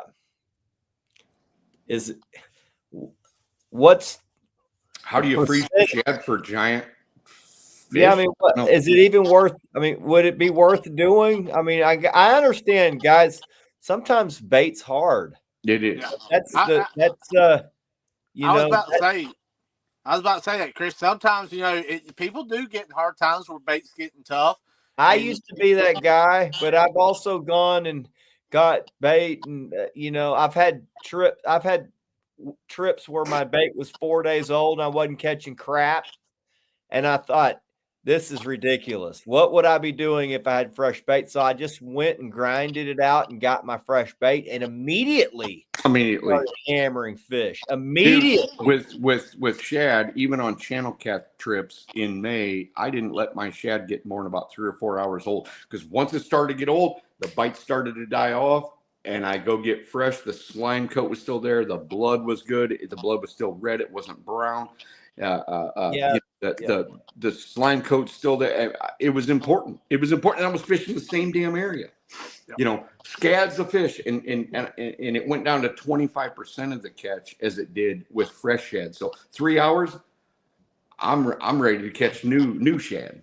Yeah. But I don't use shad for blues on the Mississippi. Blue shad are shallow water fish. They don't prefer them. I've thrown all kinds of big shad, giant shad. This, like I used to on the James, like everybody still does on the James. I don't throw shad. Shad on where I fish, for the fish that I fish on the Mississippi River, shad are pretty much garbage. Okay. I will, moon eye are a little bit different. They key on moon eye. They'll key on carp, they'll key on suckers, they'll key on the deep water bait fish, and that's what I got to play with. Dustin said flash, frozen, and vacuum sealed giant gizzard shad don't come apart. Okay. Well, then that's good. Then that's you know, I mean, if you at least catch giant fish, at least you're not catching fish with empty hooks. Yeah. No, that's great. I didn't have the opportunity to catch giant gizzard shad back in those days, and I didn't have the opportunity to flash freeze them. I've tried it all. I'm getting my bait fresh, and if it takes 2 hours, I prefer that too. If it takes me 2 hours, I'm gonna spend 2 hours. And here's the biggest thing: I've got a ton of guide buddies now that I lean on to get me if I'm travel fishing, I've got a lot of guide buddies that I can ask to get me bait while they're out there on their guide trips. It's not a problem. And they can get me mondo freaking baits without me having to go fish before I fish type scenario, which my wife used to give me so much crap about. What do you mean? You're going fishing before you go fishing? Oh, yeah. You know, so, but I do understand that getting the bait's a very difficult deal for a lot of guys. And it is. But I also say that's the very first piece to the Blue Cat puzzle. And if you want to have a high success rate, fresh will outproduce frozen every single time. You know what, though, too? I never these days depend on just flying by the seat of my pants and getting bait there. I always have backup baits. Always. Yeah. I bring it with me now. If I'm going on a 2 or 3 day trip, I've got enough baits for 2 or 3 days. But I will still throw for fresh baits the moon eye, and my baits will be alive. I have a whole 128 quart cooler in the back of the truck that I've got enough baits to fish for 2 days just living in there, let alone the 128 quart cooler I got in the truck. That those baits are just living there.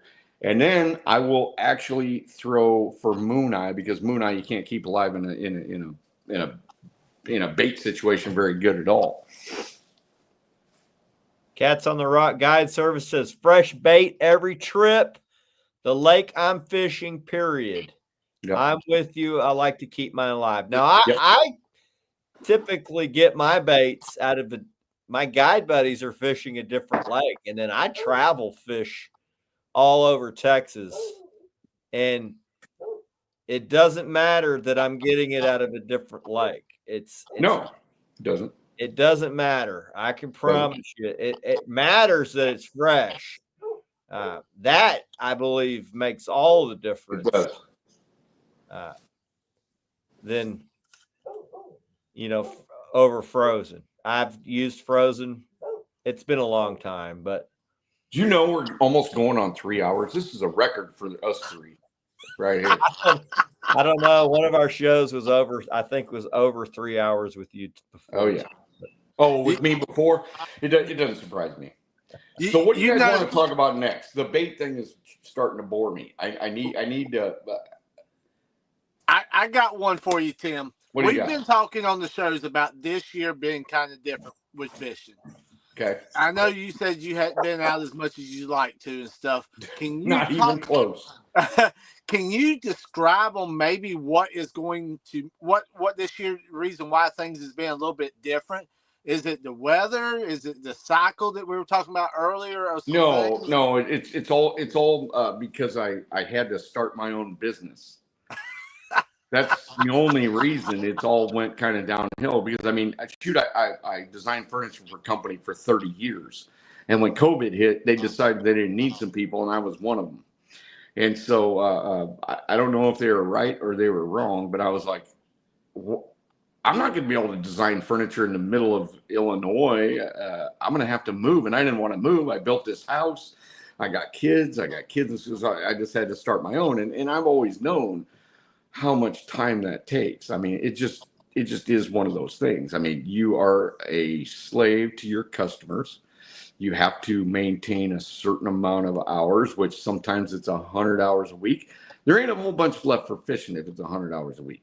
I feel you on that, brother. Yeah. So, I mean, it just is what it is. So at this point, last year, one of the reasons why I couldn't fish that much is because I sawed my finger off this thing. Yep. See how fat it is right there? Because I sawed it off right there. And I got it sewed back on, and I was down to about 10% speed. I literally went into the shop, and I had a piece of wood that I had strapped to my arm like a thing, so I could cut on the saw like this, because I got so far behind on my orders. And the problem with that is, you would think people would understand, right? So yeah, you just call them up and you go, yeah, I sawed my finger. No. Everyone orders furniture with a credit card these days, right? Mm-hmm. Online. So they order it online. If it's late, like egregiously late, they just call up their credit card company and go, hey, they're like 2 weeks past their due date. Can I cancel this? And I might have already built the thing, or, because, you got to have enough time to get it delivered. You can't just take it to the post office. You got to have like a whole semi-load to get ready. So you could literally bankrupt yourself by going fishing. Yeah. You know what I'm saying? Yeah. So, but this year, I'm not too slow, and I'm actually ahead of schedule. Now that could change. I could get like 50 orders in like 1 week and be behind again. But at this point, it's looking pretty good that I'll be able to fish. Nice. Heck yeah. See here. When Chris, can I come up there and fish, Tim? Not till August, but you're welcome anytime between August and Halloween. All right. You got to get it. Because you don't want to come up here for 30-pound and 40-pound dinks, do you? No, hell, I can do that here. Yeah. Seen some stuff at Academy called Shad Saver. Has anyone used? Yep. Yep. I don't have to. I have used it when I used to live in town because they had chlorine in the water. And Shad Saver actually worked pretty good. So that's something you put for live shad to keep. Well, it works good for anything, especially if you have chlorine in the water. Yeah. Shad Saver, I got buddies that use it. It turns the water blue. And helps them keep their slime coat and all. Yeah, that and it takes chlorine. Helps neutralize the ammonia too. Yeah, ammonia. Yep. I have well water. It's actually the best because to me, temperature is everything. Yeah. Temperature and water cleanliness. Yeah. Throw some some ice in there or whatever. Oxygen content. I don't know. Pro staff says too many ponds in Akla in Texas, that's Oklahoma and Texas. If you can't get bait, you suck. Yeah. Oh man. I used to get my bait out of a pond across the street, but he moved. I could throw my net one time and have 40 freaking green and bluegill, green sunfish and bluegill. And they work as good as anything, pretty much. They work great. But he moved, so now I get that secret bait. There you go. So what's your secret bait then? Well, when I'm up at Texoma, I like white bass. That's my favorite. But it's not legal. It's not legal here in Texas. Oh, it's legal here. Yeah. Yeah. Yeah. We have a lot of white bass in our lakes. They're a very active feeding fish. They draw a lot of attention. They are, and they're very shimmery. And they sure do stay on the hook good. They do, and when I'm in Oklahoma, they stay on the hook really good. They do a lot of this, and they never. And they're a stinky, stinky fish. They stink. No, I don't know. Yes, trust me, buddy. They stink. All right. They're a stinker. Yeah, real. Oh man, Chris, I believe we've pretty much been going through and answered the majority of all of it. Yeah, I've had a good time. Hell, I can talk with Tim for 3 days. I ain't lying, man. We can go on all night. Ted with Off the Hook Outdoors says, "What's up, y'all?" So how catfish zen do we want to get? Well, we just knocked Jamie off. He's like, See ya. Oh, I'm here.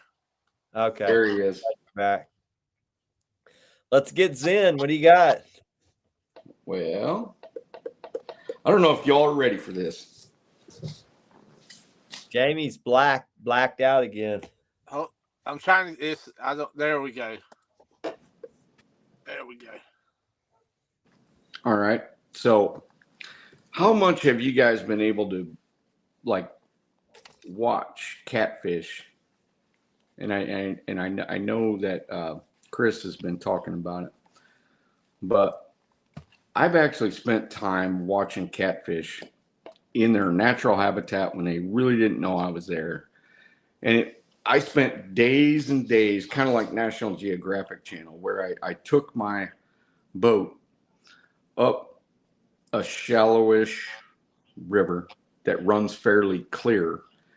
And I took a 12-foot step ladder and I put it in my boat. And I would anchor where I knew that there was a little bit of deep water coming up on a shallower kind of a shoal, and then it had more of a kind of a deeper water trench that went through it.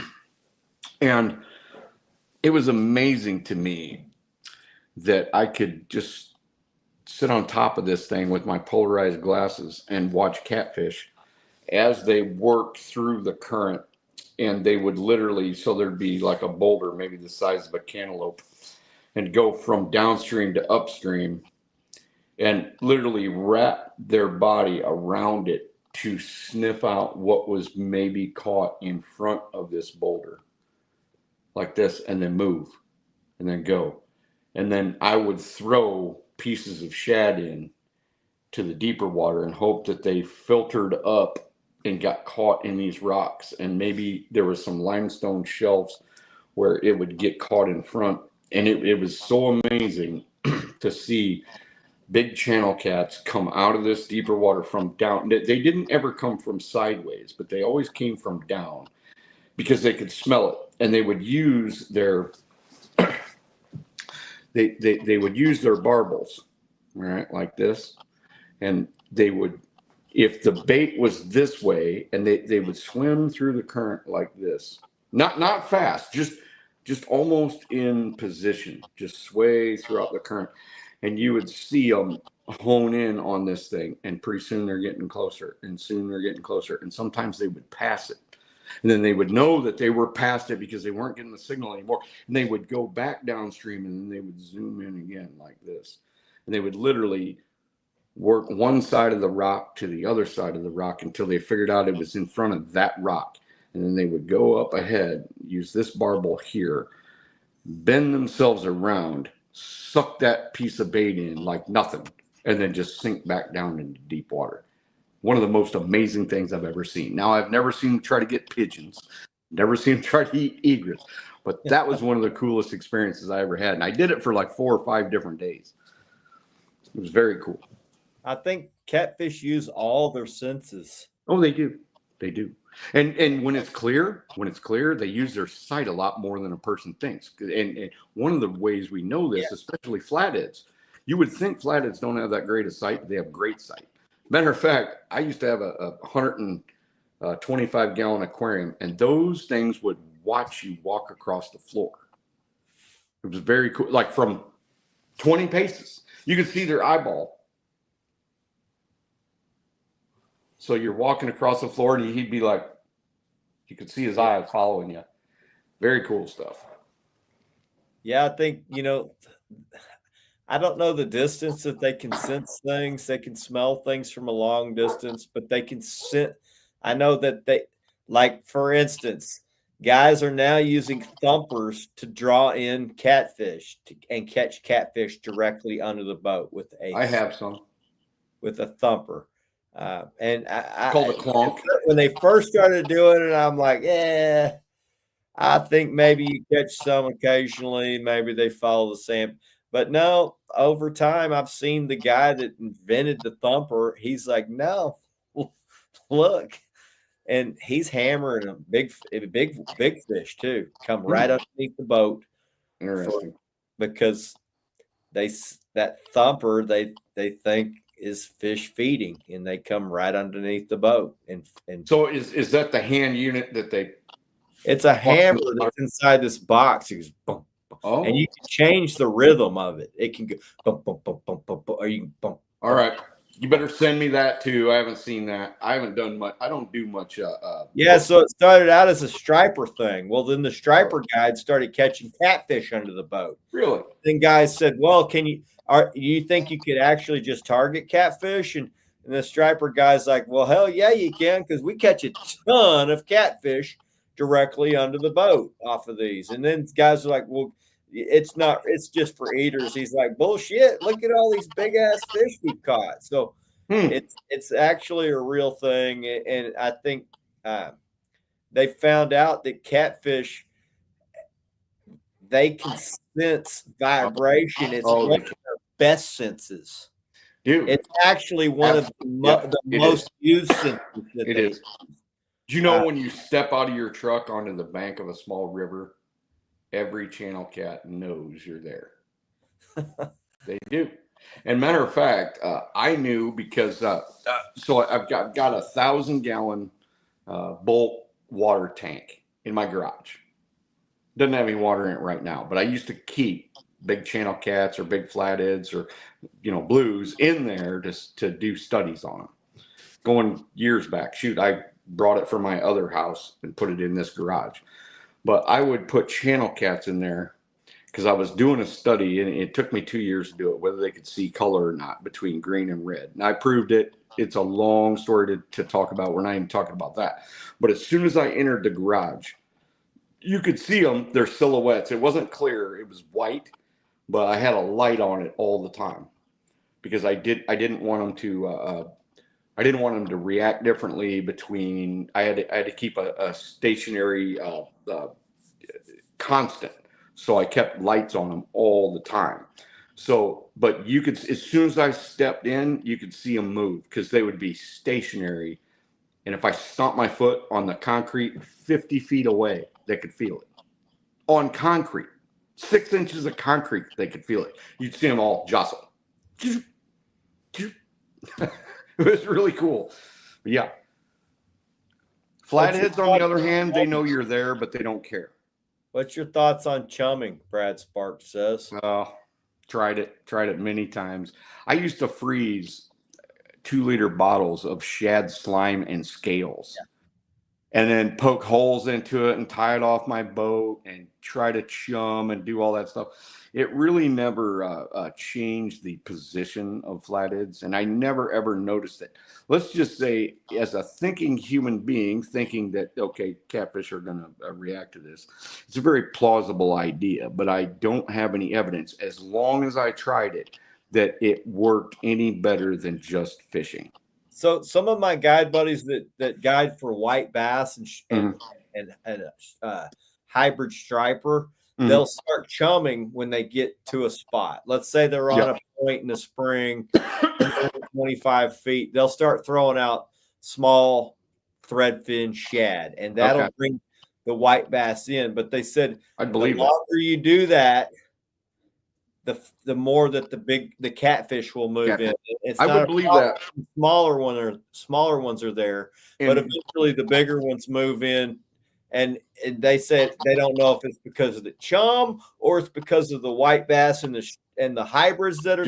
I think it's the activity that the hybrids are creating while they're feeding all bunch of chumming. Okay, so I should say that my experience was on rivers, which you have current constantly flowing. Yeah. So chumming probably isn't nearly as effective as it is on lakes.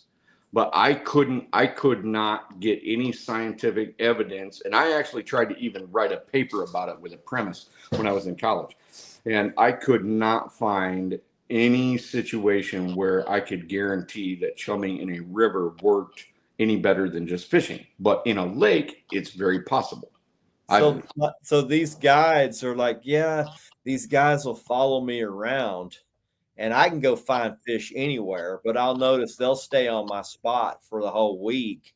So he said, so when I'm done fishing, I'll dump my entire load of threadfin out that are dead. And it brings in all the catfish and moves the hybrids and striper out of it. Like, so he's like, I'm blowing out their hole. And not whether that's true or not, I don't know, but the guy's been doing it for a long time. So. Well, I got a good story. I do know there are guys that chum them while they're there. They chum them in, and they say the longer they do that, the more catfish come in, and eventually there's too many catfish, and it messes the fish, the whites up. So well, we do know that catfish eat cut bait that you throw overboard. We all know that. Hey, I know guys that fish cleaning stations and hammer giant fish. Oh yeah. So I know there is something. Catfish are trainable. Oh yeah, they are. But as soon as you remove that stimuli, they don't remember it very long. They have very short-term memory. Yeah. Okay, but if that stimulus is there all the time, they'll keep showing up. But a day or two, and there isn't anything in the water. Yeah, they go find some. Yeah. Oh yeah, but there's been scientific studies to prove that they don't check it occasionally. It's the happenstance upon it, and if the stimulus is it holds them there, holds them there, and you quit. Yeah, the more you do it, the more of them it holds there. Oh, I'm sure. But they'll also say, when you fish those dim cleaning stations, you better get on that fish quick because they'll run up underneath that damn dock quick. No, I believe that too. I mean, geez. But I see some giants coming off Texoma around the cleaning station, so I know it's a real thing. Yeah, it happens in Louisiana. It happens, shoot, we all know that giant groupers hang out there in freshwater. I mean, if you have TikTok or any social media, I mean, jeepers, they're slamming giant groupers, just throwing their shit overboard. That and tarpon and everything else.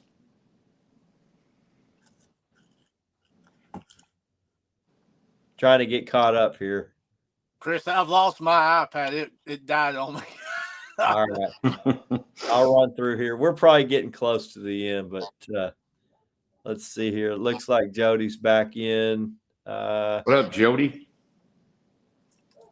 Jody says, I know of a night my lights bring in the threadfin, which has crappie and white bass below them. If I cast my lines right past where the light shines, boom, catfish. Yep. And I've heard that for many years. Guys that fish at night that are fishing for crappie and white bass, if you get your stuff just past the light, that's where the catfish will be. But I've also seen pictures of, they're like, no, those catfish will actually come up into light, and you'll see occasionally. It depends on how long that light's there. If you're just going to a cove and throwing the light out, but if that light is like a dock light and there's always bait fish. I've seen a lot of people that you can see the catfish. They usually lurk down, but you can still see them. Yeah. Yeah, but I mean, I proved that years ago with a crappie light on every Corps of Engineer lake I ever went to. Yeah, I used to actually use a green light to get bait at night before my travel trips. Yeah. You can call in big gizzard shad that way. I don't know why sometimes a year it works better than others, but. Well, if I'm having trouble getting live shad, which I don't usually use, but if I go to a place like Keokuk and the blue cap bite is terrible because they're not in that pool very much, I just can't. I'll switch over to flatheads and I will go. It's difficult on that pool because it moves so swift. There's not a lot of big shad, but at the boat ramp where there is a bit of an eddy and there's always lights at night, that's where you can go get them. And I'm telling you, I've done really, really well on live shad on big flatheads there before. Now, I haven't seen that in a few years, but I haven't really targeted them too much. Doty says a big bluegill flopping around down there will draw them in. Oh, yeah. I see where Doty fishes. It's a pretty good gem. It's not too big of a river. And he catches some monsters. I do enjoy his videos. It's about his time of year to start catching them again. So. Yep, pretty close. And you know, we should talk about something. Some of the best spots on a river are spots that are good all year long. And I'm not saying you could catch flatheads in the winter, but they're there. So a wintering spot when the water's low and the flatheads congregate there, there might be 200 flatheads all piled up. But as the water warms, there's going to be less and less and less of them. But there's still going to be some flatheads there. So some of the best spots that I've ever found on the entire Mississippi River from Minnesota all the way down are perennial spots. They're summer, spring, fall, and winter spots. You're going to have your summer spots. You're going to have your springtime spots. You're going to have your fall spots. But the ones that hold fish four of the catfish activity periods of the year are some of the best for some of the biggest fish that you could find on the river. And there's not very many of them. Usually there's only 2 in about a 30-mile pool. Yeah, so William Oliver said pretty much the same thing, Tim. He said 5 to 15 foot of water year round is probably the sweet spot. And you know, I mean, for flatheads, yeah. He catches them even in the winter, putting that live scope on them and sticking it back around the face. Up to 20. I don't really catch, and I have fished a ton of deep water for flatheads on the Mississippi. You can do it on the Tennessee, obviously, 35, 40 foot of water, 50 foot of water. But usually those are dinks. If I'm fishing 40 or 50 foot of water on the Mississippi anywhere, even with flathead current, it's usually small flatheads, 20 pounds and under. I don't get into the giant flatheads, the 40, 50, 60, 70, 80 pound flatheads until I come up to about 11, 12 to 20 in June, a little bit deeper in August than that. I'll kind of cut it off at about 12 to 25 feet. But I mean, it just isn't one of those things where I don't get excited anymore about a 50-foot hole and giant flatheads, because I've fished many 100 rivers for flatheads, you know, back in the day, you know, all the way up till pretty much now. And I just don't get it. Now on the Tennessee, I'd give it a shot because I've seen it happen. You know, Steve Douglas, he pulls up. Steve Douglas pulls up and ties up to a tree, throws a piece of 3-day-old cut shad or skipjack into a 45-foot hole and catches a 45-pound flathead, and then another one, and then another one, and then another one. I'm like, what is going on there?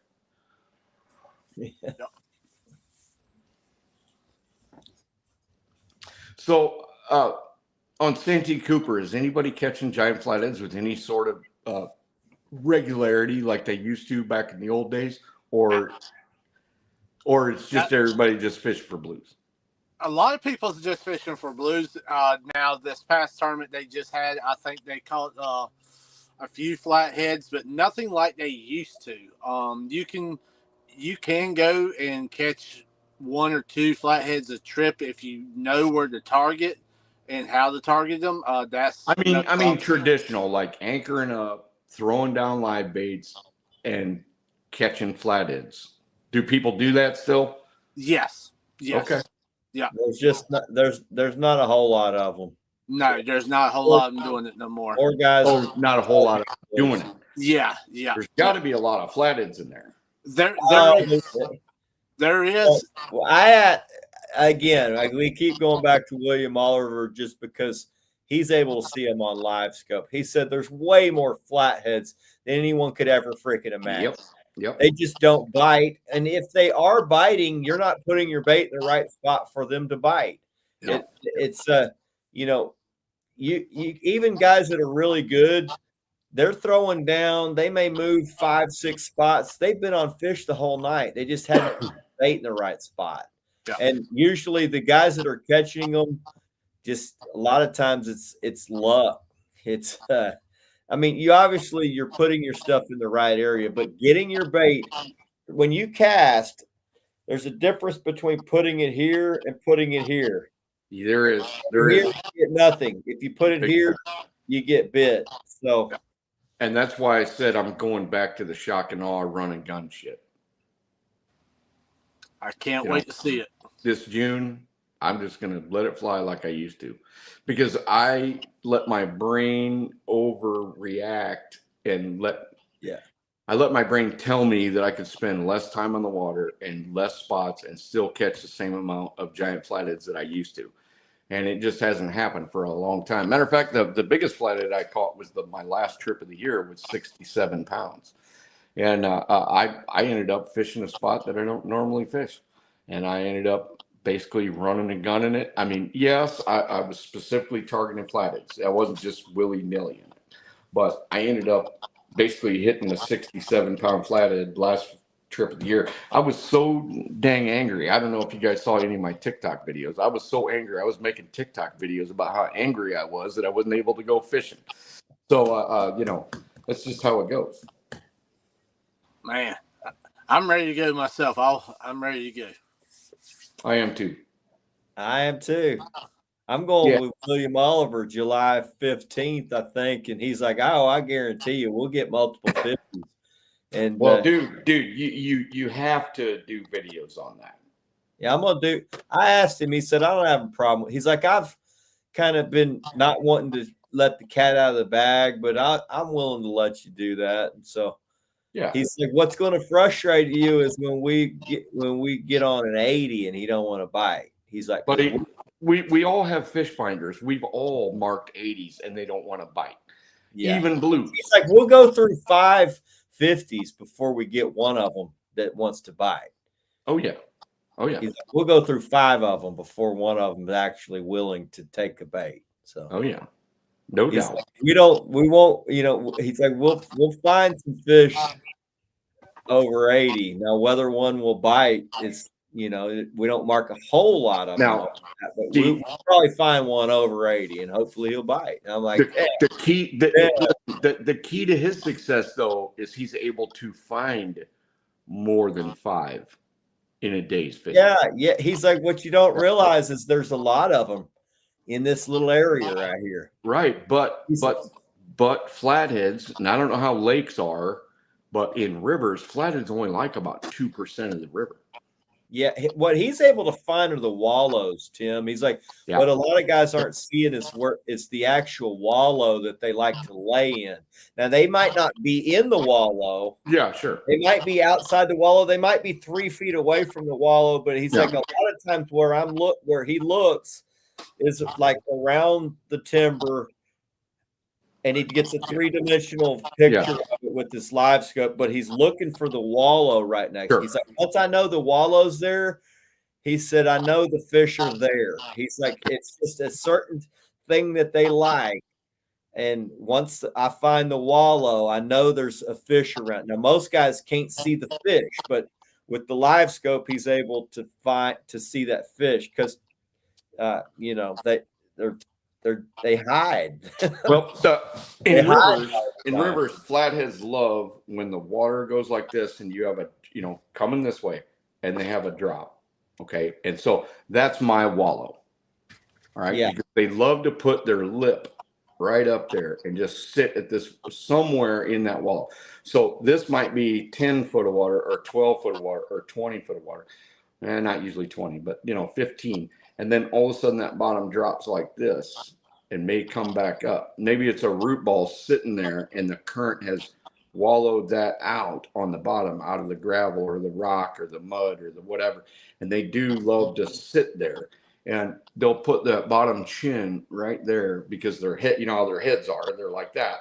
And so little Johnny baitfish comes across that. They don't see them, they don't detect them, they don't nothing. It's just boom. And they didn't have to work at it at all. Yep. But it's got to be close because they're not moving. And flatheads don't move 23 out of 24 hours in a day. We already know that. Yeah. They don't hunt like everybody thinks. They're more like an angel shark. Yeah. You ever seen an angel shark eat? Angel shark buries itself in the mud and then they can detect stuff coming up and they just go boom like that and the little bait fish goes in and they just settle back down. I mean, that's pretty much what they do. Yeah, me and Dodie, when we were fished together, we saw one that was 90 plus. The very first place we stopped to look, and it was actually the biggest fish we marked all day. And I said, man, the problem is we done spooked this damn fish. It's freaking gone. Yeah, blues are kind of spooky. It was, I was like, now we know they're here, but this fish is probably not catchable. We came in with the big motor. We went up shallow and when we turned around, I'm like, damn, look at that some bitch. That's that one's right there going to make our whole year if we catch that. But it was gone, that's that big motor up shallow ain't good. So. And that is one of the things, a jet even screams louder. Yeah. My jet is the loudest thing. Everybody that I know is like, yep, I heard you coming like 3 miles away.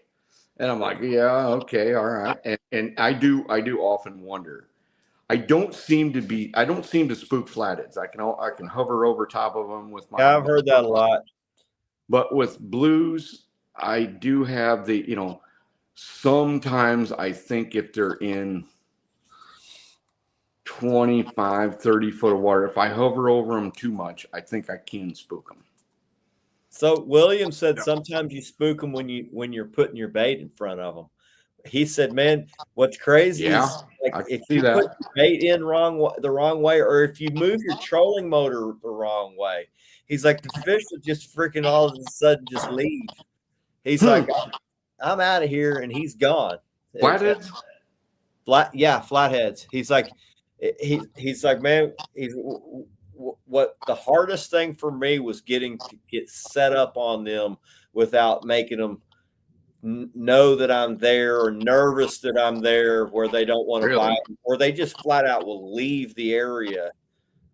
He's like, man, you put that bait down there wrong right in front of their face, and it's like they're like, whoa, well, that's not natural. And he said they would leave the whole area. He's like, not just move. He's like, they gone. He's like, usually it's the really big ones. He's like, they're just smarter. So, I mean, all I can say is the dude knows what he's talking about, because I've never seen anybody catch more fish over 50 than him. He had tagged 570 flatheads in a year. And he sent me the stack of pictures. He caught in the month of July and August, man, he probably had 70 or 80 flatheads over 50 pounds. It was crazy. Wow. Lots of fish in the 80s. So I said, man, if there's one guy that's going to get the record in Texas, it's you, because I've never seen anybody catch flatheads. Now, if you've ever seen an 80-pound flathead in real life, it's gigantic. Yeah, freaking gigantic. So, I mean, I've held probably maybe 20 over 80 in my entire life. and they are gigantic. I've held a few 90s and one over 100, but the bulk of the fish are usually bulk of what I would consider big fish are usually over from 45 to 55 pounds. Yeah. And sometimes I'd catch a couple of seasons that were 60, 62, 65, maybe 1 over 70, 1 over 80, and that was it. Yeah, he said he's had some 80s. He's had a lot of 80s and some 90s, but he said he's had some record class fish that he couldn't get in the boat. He's like, couldn't get it. Well, have him take me. I'll get him in the boat. Trust me that. You let me hook up. Hey, man, if you want to come down and fish with me July 15th. There we go. It's going to be epic. It's going to be epic. Yeah. You get my hands on that rod and reel. I will get them in the boat. It's going to be epic. All right, fellas. I'll be buying a live scope at the end of July. Nice. All right, Timmy. All right, Thank you so much, bro. Good seeing y'all. Always good, buddy. Appreciate everything, man. Later, y'all. Night lines, God bless. Azul out. Yep. Later, all the Catfish Savages in the old chat there.